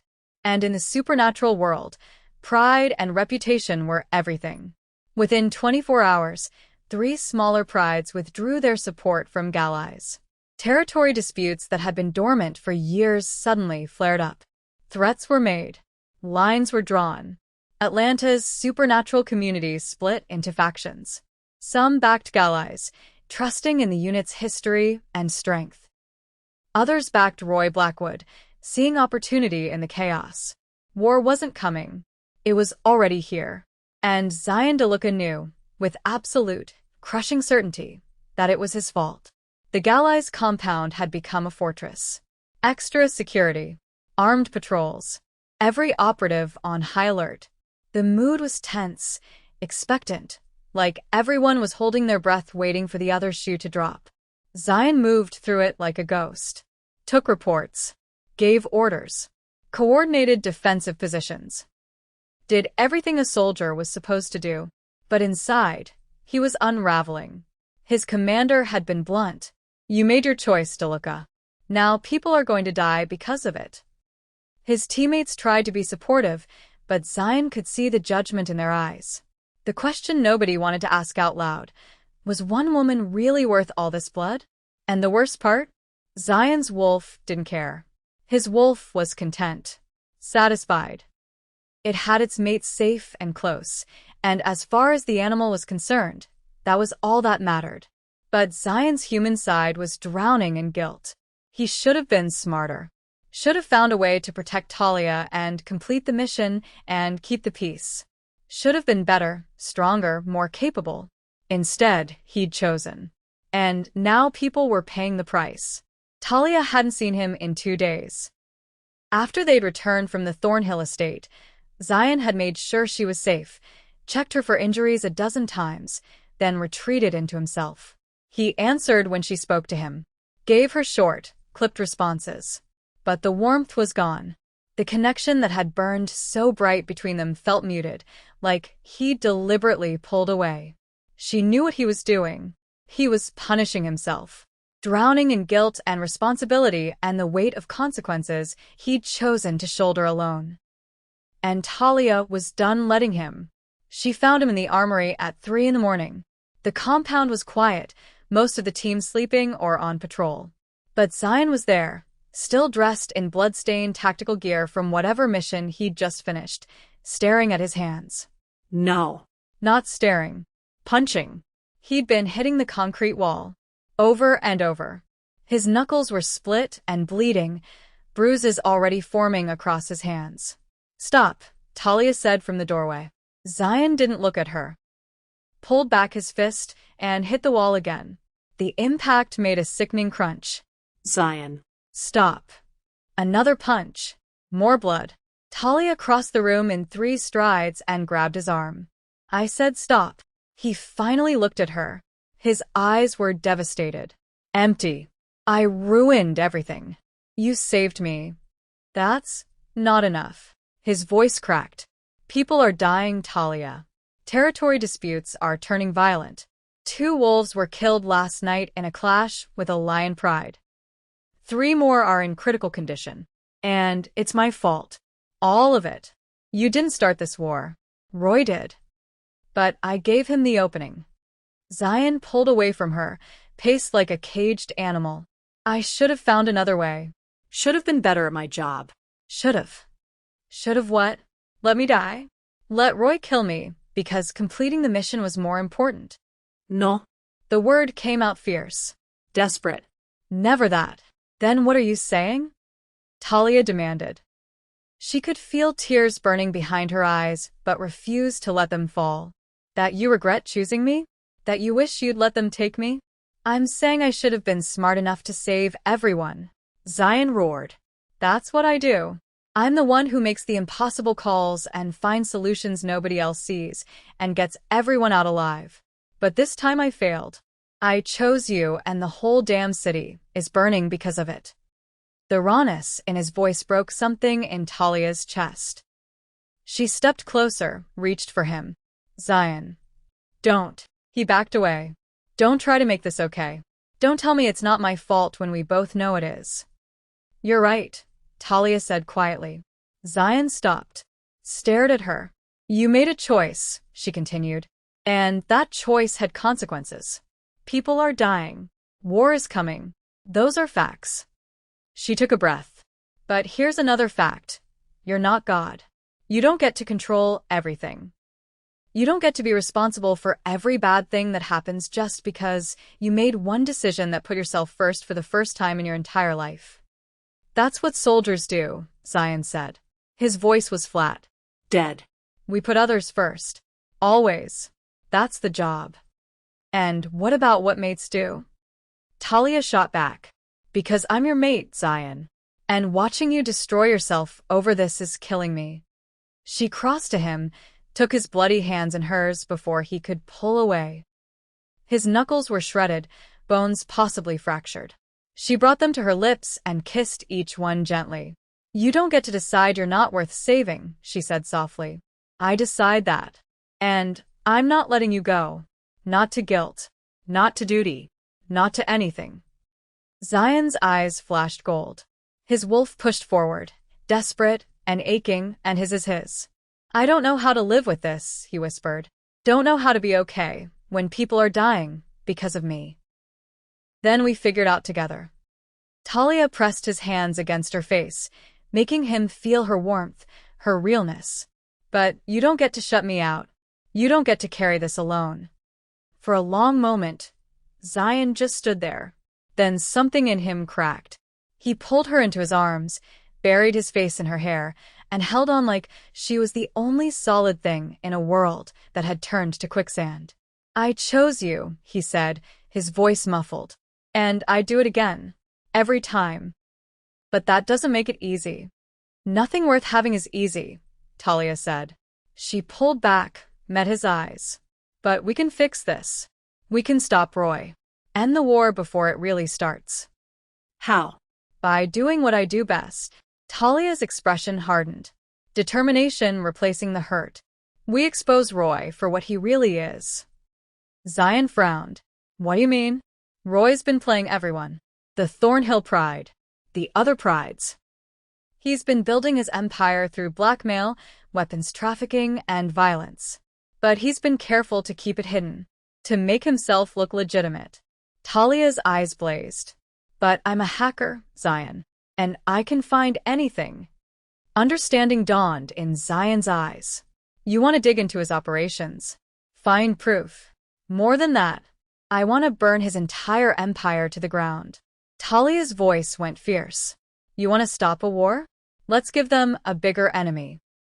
Make Roy the villain instead of you. Turn his own allies against him when they see what he's really been doing. Zion stared at her. Then, for the first time in days, he smiled. Small. Dangerous. You're terrifying. And you love it, Talia said. Yeah. He cupped her face, kissed her forehead. I really do. They spent the next 6 hours planning. Talia set up her laptop in the compound's secure tech room, surrounded by monitors and servers and enough encryption to make even the NSA jealous. Zion sat beside her, his tactical mind complementing her technical expertise. Roy's smart, Talia said, fingers flying across her keyboard. He doesn't keep records of his illegal activities on any device connected to the internet.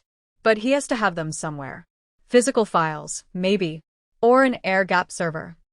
His estate, Zion said. Before the attack, Kieran mentioned Roy had a private office in the East Wing. Heavily secured. Nobody allowed inside. That's where he'd keep the really damaging stuff. Talia pulled up blueprints of the Thornhill estate. But we can't just break in. Security will be triple what it was before. Unless we give them a reason to be looking somewhere else. Zion leaned forward, studying the layout. A distraction. big enough that Roy pulls most of his people to deal with it. And while they're distracted, I go in and pull everything from his servers. We go in, Zion corrected. You're not going anywhere near Roy without me. Talia opened her mouth to argue, saw the absolute conviction in his eyes, and nodded. Together, then. Zion's wolf purred. Together. Mate. Ours. Perfect. They worked through the night, building their plan piece by piece. Kieran joined them around dawn, took one look at their faces, and grinned. Oh, we're doing something stupid and dangerous, aren't we? Extremely, Talia confirmed. Excellent. I'm in. By the time the sun was fully up, they had it. A plan that was 50% brilliant and 50% suicide mission. The kind of plan that could end the war before it started. Or get them all killed. It's risky, Zion said, studying the final blueprint. A lot could go wrong. Everything worth doing is risky, Talia countered. She took his hand, laced their fingers together. But I'd rather die fighting beside you than live knowing we didn't try. Zion looked at her. This brilliant, brave, impossible woman who'd bitten him and claimed him and refused to let him drown in guilt. Who'd looked at his blood-stained hands and bloody knuckles and seen someone worth saving. His mate. His everything. Okay, he said. Let's burn Roy Blackwood's empire to the ground. Talia grinned. Now you're talking. Kieran whistled. You two are either going to save the city or start World War III. Probably both, Zion admitted. Good enough for me. Kieran headed for the door. I'll round up the team. We move tonight? Tonight, Zion confirmed.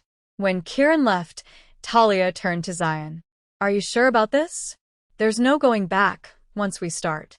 Zion pulled her into his lap, kissed her slow and deep. When he pulled back, his eyes were blazing gold. I stopped following orders the moment you bit me, he said. Now I'm following my heart. And my heart says we fight. Together? Talia asked. Always, Zion promised. And as they sat there in the gray light of dawn, planning an impossible mission that could save or destroy everything, Zion felt something shift inside him. The guilt was still there. The weight of consequence. The knowledge that people had died, and more would before this ended. But underneath it all was something stronger. Purpose. Not the purpose of duty or orders or following someone else's commands. The purpose of fighting for what was his. For who was his. For her. And that, Zion realized, was worth burning the whole world down for. His wolf held agreement. Ours. Fight for ours. Protect. Claim. Forever. What are you thinking? Talia asked, tracing the scar on his shoulder where she'd bitten him. Zion caught her hand, pressed it more firmly against the mark. I'm thinking I spent my whole life being a weapon. Following orders. Doing what I was told. And then you came along and made me remember I'm a man first. A wolf. A mate. He kissed her palm. Someone who gets to choose. And what do you choose? You, Zion said simply. Every time. In every way. For the rest of my life. Talia's eyes shimmered. That's the second most romantic thing you've said while covered in blood. Zion laughed. Actually laughed. Give me time. I'm getting better at this. Yeah, Talia agreed, kissing him softly. You really are. And as they prepared for the fight ahead, Zion knew with absolute certainty, whatever consequences came from choosing love over duty, they'd face them together.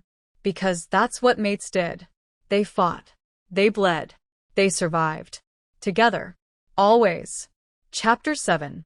Wars aren't won by the strongest. They're not won by the ones with the most weapons or the biggest armies or the most territory. Wars are won by the ones who refuse to quit. The ones who get knocked down and stand back up. Who lose everything and keep fighting anyway. Who look at impossible odds and say not today. Zion and Talia were about to prove that. The infiltration happened at midnight. While Kieran and the Gallies team created a distraction on the south side of the city, a coordinated strike on one of Roy's weapons caches that pulled most of his forces away from the estate, Zion and Talia slipped through the shadows like ghosts. Talia had mapped every camera, every motion sensor, every security measure Roy had in place. She fed Zion the blind spots in real time through an earpiece, guiding him through the grounds with surgical precision. They reached the East Wing office without encountering a single guard. Too easy, Zion's instinct screamed. But they were committed now. Talia went to work on Roy's private server. Her fingers flew across her portable terminal, breaking through layers of encryption that would have stopped most hackers cold. But Talia wasn't most hackers. She was brilliant and angry and absolutely done with Roy Blackwood's games. Got it, she whispered 15 minutes later. Her screen filled with files. Oh my God. Zion, this is everything. She wasn't exaggerating. Roy had kept meticulous records of every illegal operation he'd ever run. Bribes paid to local officials. Blackmail material on prominent shifters who'd refused to fall in line. Shipping manifests for weapons sold to rogue packs. Bank transfers connecting him to 3 unsolved murders. Communications proving he'd been planning to use the Thornhill Allies alliance to gain control of the unit's resources and intelligence. It was damning. Comprehensive. Enough to turn every ally Roy had ever cultivated against him. Copy everything, Zion said, standing guard by the door. Every file. Every communication. Already on it. Talia's fingers never stopped moving. This is going to take about 3 minutes to transfer. Those 3 minutes felt like hours. Zion's wolf was restless, pacing beneath his skin. Something felt wrong. The silence was too complete. The lack of resistance too convenient. Talia, he said quietly. How fast can you move if we need to run? 30 seconds, and I can pull the connection. Why? Because I think we walked into a trap. The words were barely out of his mouth when the lights came on. Blinding. Disorienting. Zion's hand went to his weapon, but it was already too late. Roy's voice came through speakers hidden in the walls. Smooth. Amused. Victorious. Did you really think I wouldn't know you were here? That I wouldn't be watching my own security feeds? Zion swore viciously. He let us in. Wanted us to find the files. Why? Talia demanded, still frantically typing. 20 more seconds. Because now he knows exactly what evidence exists, Zion said grimly. And he can destroy it, along with us. Roy's laugh echoed through the office. Very good, DeLuca. I've always admired your tactical mind. Yes, I let you in. Let you think you were so clever, bypassing my security. And while you were busy stealing my files, I was busy making sure you'd never leave this estate alive. Talia's terminal beeped. Transfer complete. She looked at Zion, her eyes wide. I got it. Everything. It's uploading to a secure cloud server right now. Clever girl, Roy's voice purred. But it won't matter. Because in about 60 seconds, this entire wing is going to explode. And you're going to die knowing you failed. Zion grabbed Talia's hand. Run. Now. They ran. Out of the office, down the hallway, Zion's enhanced senses tracking the countdown he could somehow feel in his bones. 45 seconds. They hit the stairs. 30 seconds. Burst through a door into the night air. 20 seconds. They were 50 yards from the building when it exploded. The blast was enormous, a fireball that lit up the night sky. The shockwave threw them both forward. Zion twisted midair, taking the impact on his back, cradling Talia against his chest. They hit the ground hard, rolled, came to a stop near the tree line. Zion's ears were ringing. His back was screaming. But Talia was alive, moving, coughing but breathing. You okay? He managed. Define okay, Talia gasped. But she was already pulling out her phone, checking the upload. It's still going. The files are still transferring. He can blow up his office, but he can't stop the leak. Zion pulled her to her feet. Then let's make sure it goes public. They made it another 100 yards before Roy found them. He came out of the darkness like a nightmare given form. No longer pretending to be civilized. No longer hiding behind suits and charm and political maneuvering. Just a predator who'd been backed into a corner and had nothing left to lose. You took everything from me, DeLuca, Roy snarled. He was flanked by what remained of his crew, maybe 15 shifters, all of them armed, all of them loyal enough or stupid enough to follow him into this last stand. My reputation. My operations. My future. You did that to yourself, Zion shot back. His body was already changing, muscles tensing, preparing for the shift. So, I'm going to take something from you. Roy's eyes locked on Talia. Her. I'm going to kill her slowly while you watch. Make you feel exactly what you did to me. Zion's wolf exploded. The shift was instantaneous. 1 second, he was human. The next, he was a massive black wolf standing between Roy and Talia, all teeth and rage, and absolute refusal to let anyone touch what was his. Roy smiled. Shifted. His lion form was enormous. Golden fur rippling with muscle, mane thick around his massive head, claws that could shred steel. He was bigger than Zion, probably stronger. But Zion didn't care. Because this wasn't about strength. This was about protecting his mate. And Zion would die before he let Roy touch her. The fight was brutal. Wolf and lion crashed together with bone-breaking force. Teeth and claws tore through fur and flesh. They rolled across the ground, each trying to get the killing position, neither willing to give an inch. Roy was fast, vicious. He'd been fighting for dominance his entire life, and he fought dirty. Went for the eyes, the throat, the soft belly. But Zion was a soldier. Trained. Disciplined. Every move calculated even in the midst of animal rage. They broke apart, circled, breathing hard. Blood dripped from both of them. Roy's crew started to move forward, weapons raised. But Kieran and the Gallies team burst from the tree line, cutting them off. The battle expanded, wolves fighting lions, claws and gunfire. Organized chaos. But the main event was Zion and Roy. They clashed again. Roy's claws caught Zion's shoulder, tore deep. Zion's jaws closed around Roy's foreleg, crunched bone. Roy roared, threw Zion off with massive strength. Zion hit a tree. Hard. Felt ribs crack. He tried to stand.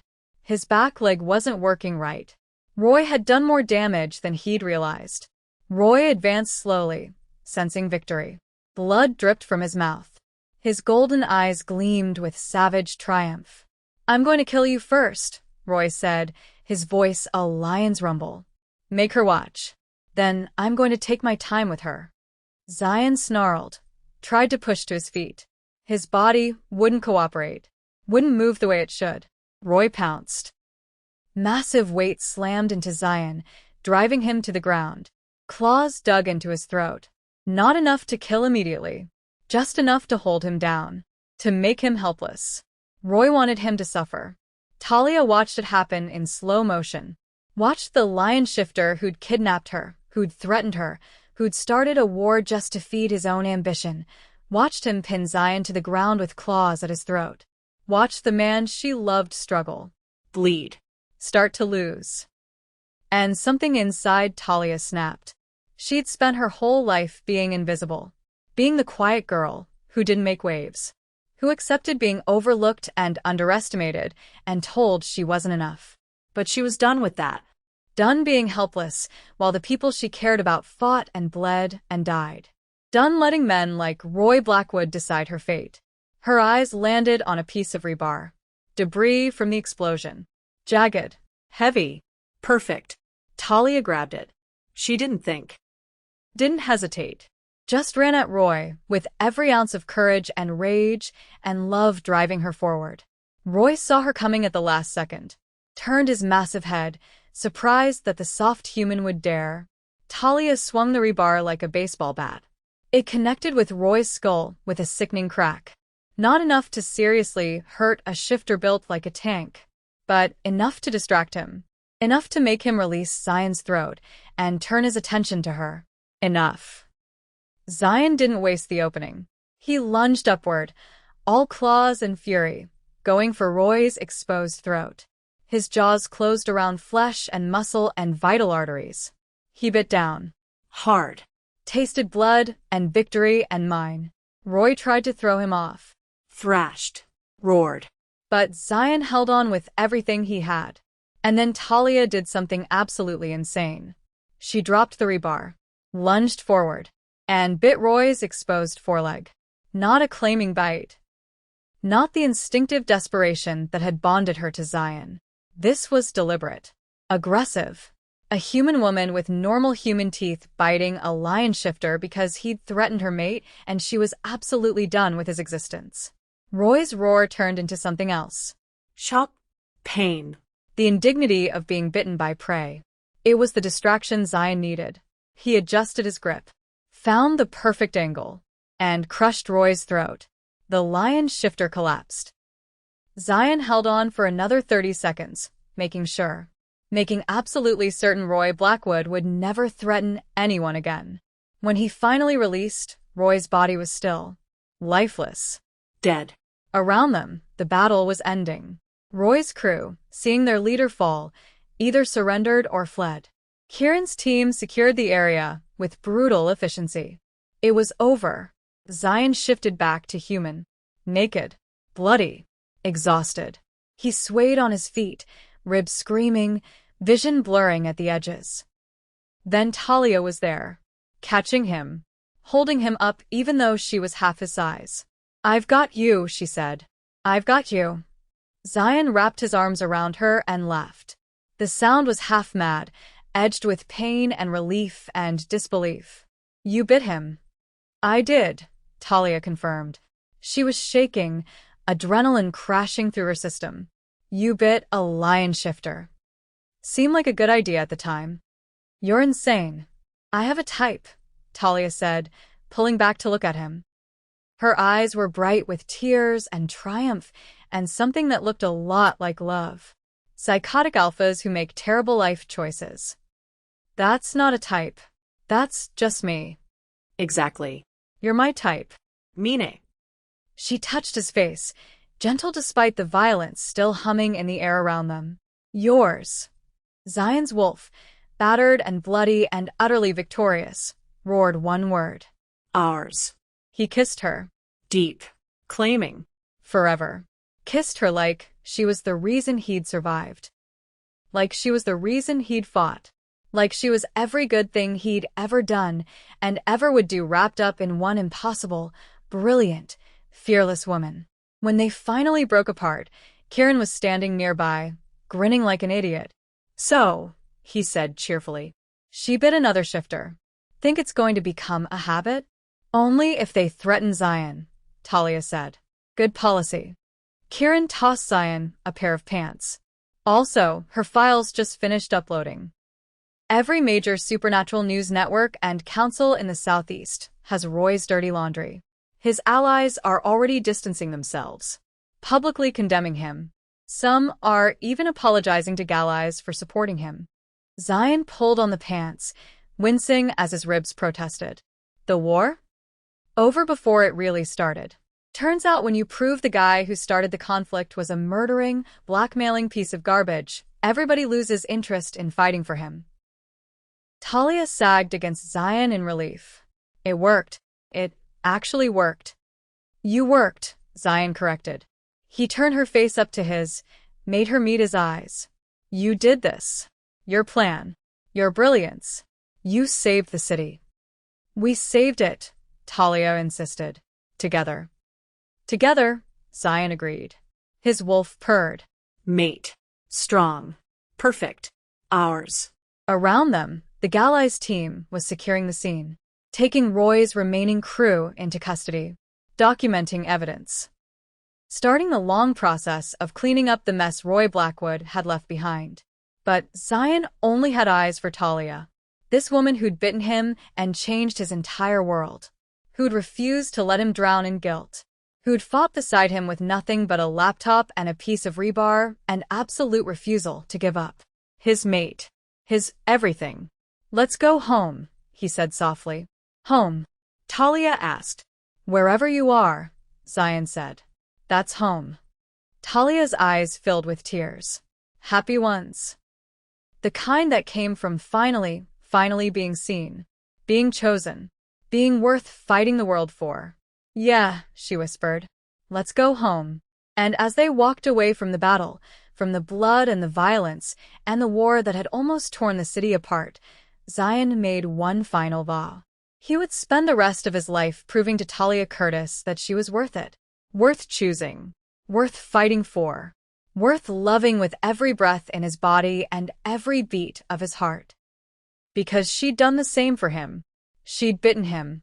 Claimed him. Made him remember he was more than just a weapon. Made him remember he was a man who deserved to be loved. And that, Zion thought as he held his mate close, was worth every consequence. Every sacrifice. Every impossible choice. Forever. Chapter 8. So here's what happened after. After the war that almost tore Atlanta apart. After Roy Blackwood died bleeding out on the ground he tried to claim through violence and manipulation. After Talia Curtis proved that sometimes the quietest person in the room is the most dangerous. After everything changed. Zion DeLuca, 6'6" of scars and tactical gear and barely controlled violence, the deadliest alpha wolf in Atlanta, the man who'd killed more people than he could count and never lost sleep over it, became the guy who brings his mate coffee every morning. The guy who growls at anyone who looks at her wrong. The guy who leaves mission briefings early because his wolf gets antsy when they're apart too long. The guy who, despite being a literal apex predator, turns into an absolute marshmallow the second Talia touches the bite scar on his shoulder. And Talia Curtis? The invisible data analyst who spent 28 years being overlooked and underestimated? She became the woman who tamed a wolf with one bite and never let go. The woman who saved a city with nothing but a laptop and audacity. The woman who looks at the most dangerous operative in the supernatural world and sees home. 6 months after Roy Blackwood's death, Atlanta's supernatural community had stabilized. The Thornhill Pride, under Ivy's leadership, had publicly apologized for Roy's actions and committed to genuine alliance building with Gallies. Other prides followed suit. Territory disputes were settled through negotiation instead of violence. Peace wasn't perfect. It never was. But it was real. And Talia? She was officially part of it all now. The Gallies unit had offered her a position the week after the battle. Head of Digital Intelligence. A ridiculous salary. Access to technology that made her hacker heart sing. The chance to use her skills to actually help people instead of making her boss look good. She'd said yes before they finished explaining the benefits package. Turned out, being the mate of the unit's best operative came with perks. But Talia had earned her place on merit. Within 3 months, she'd overhauled their entire security infrastructure, stopped 2 major cyber attacks, and identified 3 rogue shifters who'd been operating under fake identities. She was brilliant, respected, valued. Everything she'd never been in her old life. Zion was still Black Ops. Still the heavy hitter. Still the one they sent when things needed to end fast and bloody. But now he had something to come home to. Someone to come home to. They'd completed the mating bond 2 weeks after Roy died. It was private. Intimate. Just the 2 of them in Zion's apartment. Well, their apartment now, with moonlight streaming through the windows and his wolf practically vibrating with need. Zion had bitten her shoulder. The same spot where she'd bitten him. Marking her officially. Permanently. His mate. The bond had flared so bright it left them both gasping. Now they matched. 2 scars. 2 claims. 2 souls bound together in a way that transcended biology and became something close to magic. Zion's wolf had never been so content. So settled. It still paced when Talia was in danger, still growled when other males got too close, still demanded he touch her constantly just to make sure she was real. But underneath all that possessive intensity was peace. The kind of peace Zion had never thought he'd have. Their apartment was in the compound. Secure. Modern. With enough space for Talia's tech setup and Zion's weapons collection and a kitchen neither of them really knew how to use properly. It smelled like vanilla and gunpowder and home. Talia was there now, curled up on the couch with her laptop balanced on her knees, debugging some code that Kieran had sworn was impossible to crack. She'd been at it for 3 hours, barely noticing the time pass. She was wearing one of Zion's old t-shirts, black, worn soft, hanging halfway down her thighs. Her hair was piled on top of her head in a messy bun. Her glasses kept sliding down her nose. She had a mug of cold coffee beside her and absolutely no awareness that she was the most beautiful thing Zion had ever seen. The front door opened. Talia glanced up, already smiling because she'd know the sound of Zion's footsteps anywhere. Heavy, deliberate, home. Then she saw him, and the smile faltered. He looked wrecked, covered in dirt, and what was definitely blood. Not all of it his, judging by the lack of visible injuries. His tactical vest was torn. His face was streaked with grime. His eyes were exhausted. But the second he saw her, something in his expression softened. Talia set her laptop aside. Rough day. You could say that. Zion's voice was gravel and smoke, rougher than usual.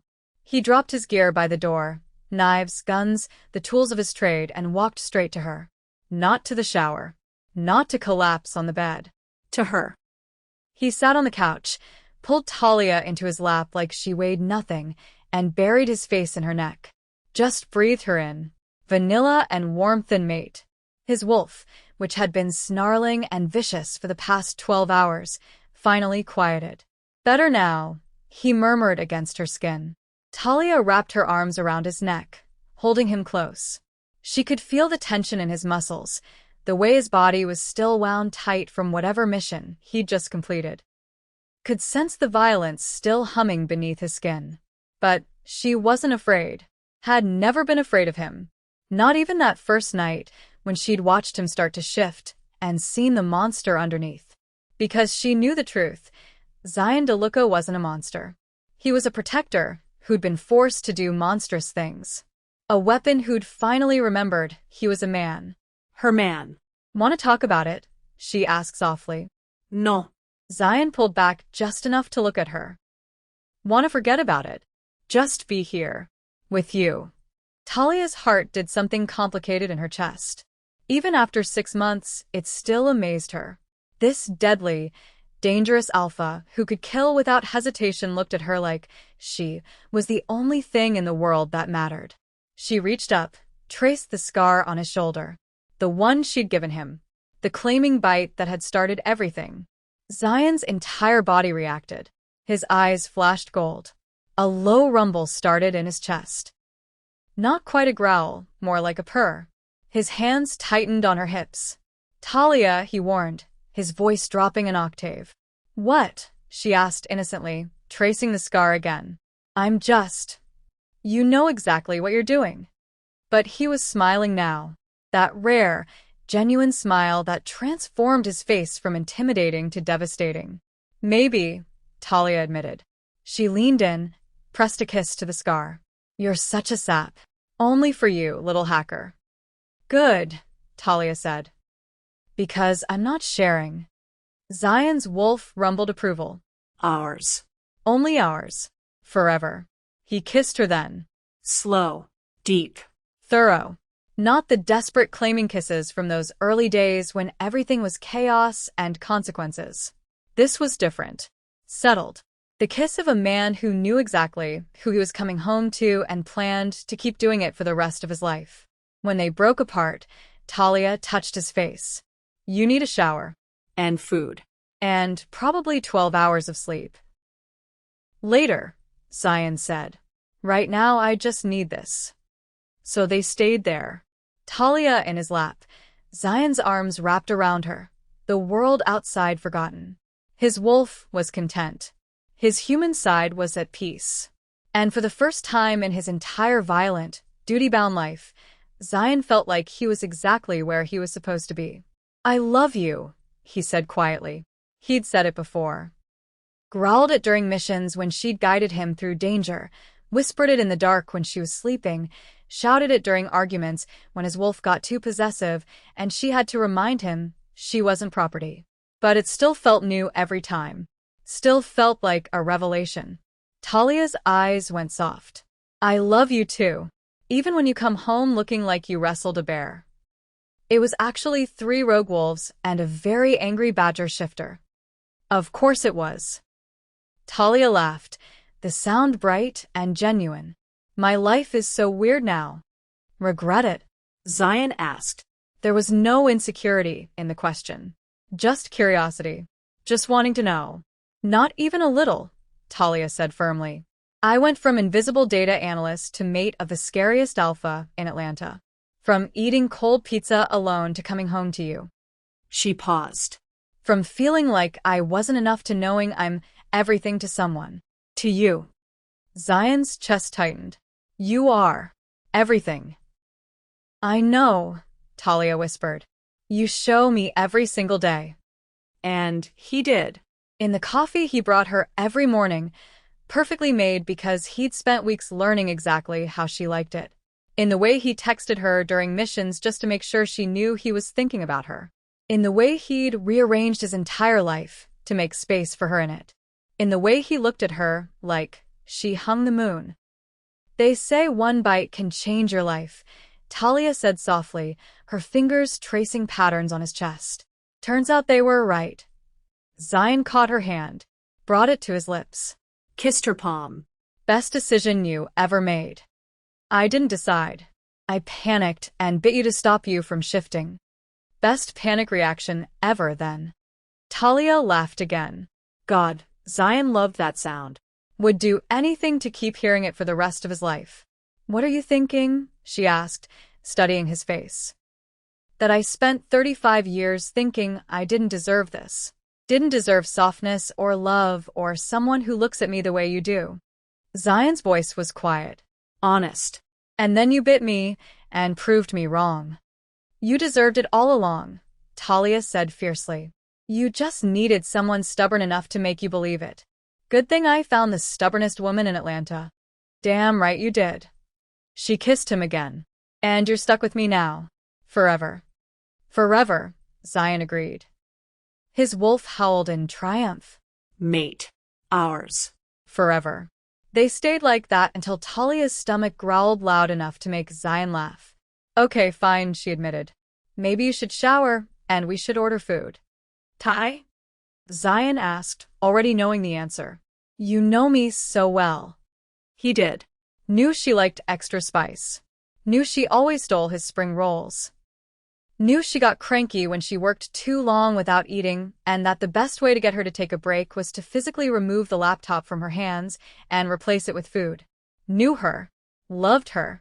Would kill for her. Would die for her. Had chosen her over duty and never regretted it once.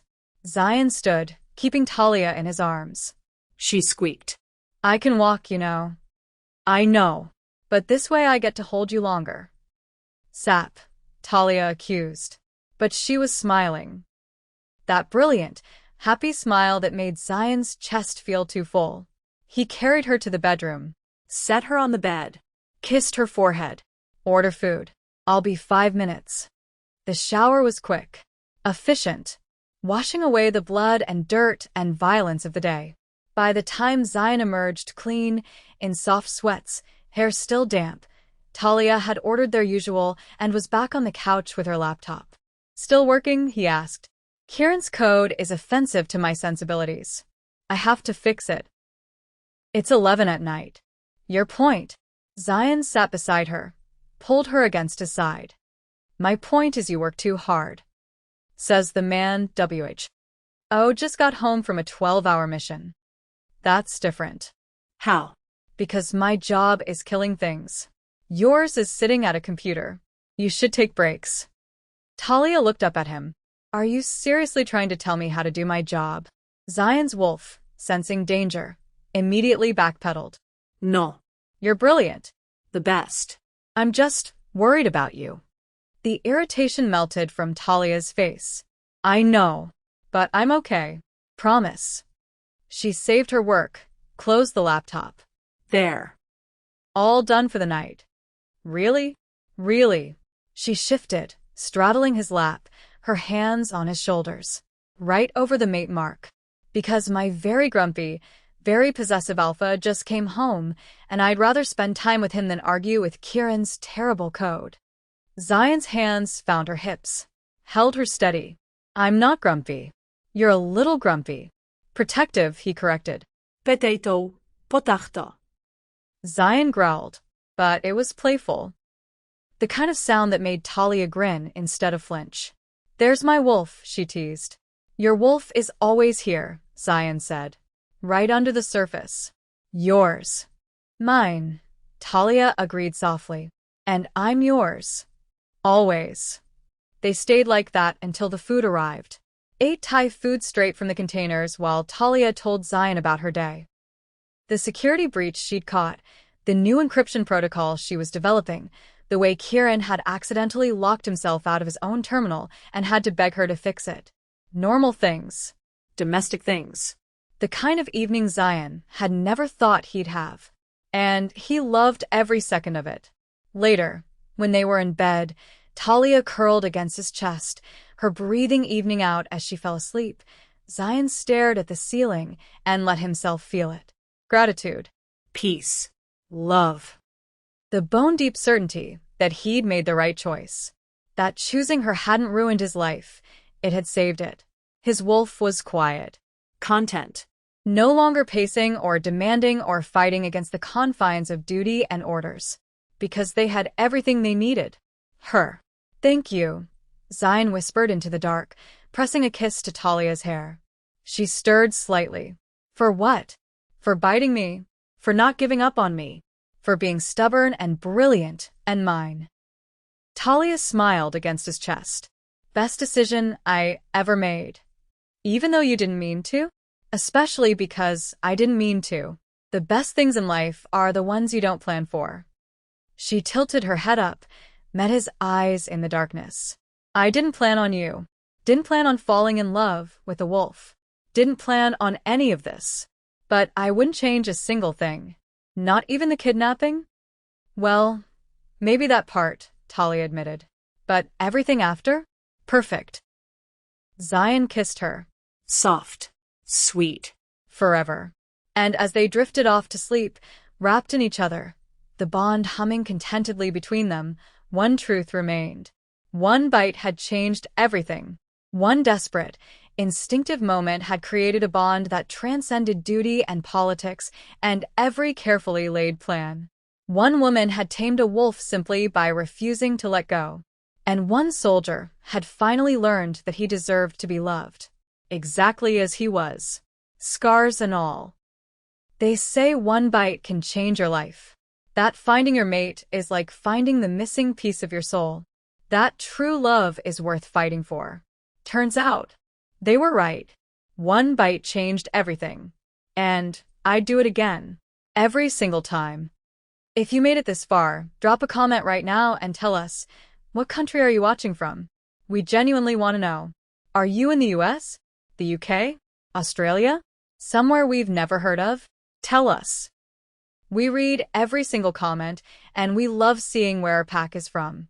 And if this story made you believe in fated mates, if Zion and Talia's journey made your heart race even a little bit, hit that like button. Subscribe to Gracie Werewolf Story Bank. Turn on the notification bell so you never miss another story about alpha wolves, fierce heroines, and the kind of love that's worth burning the world down for.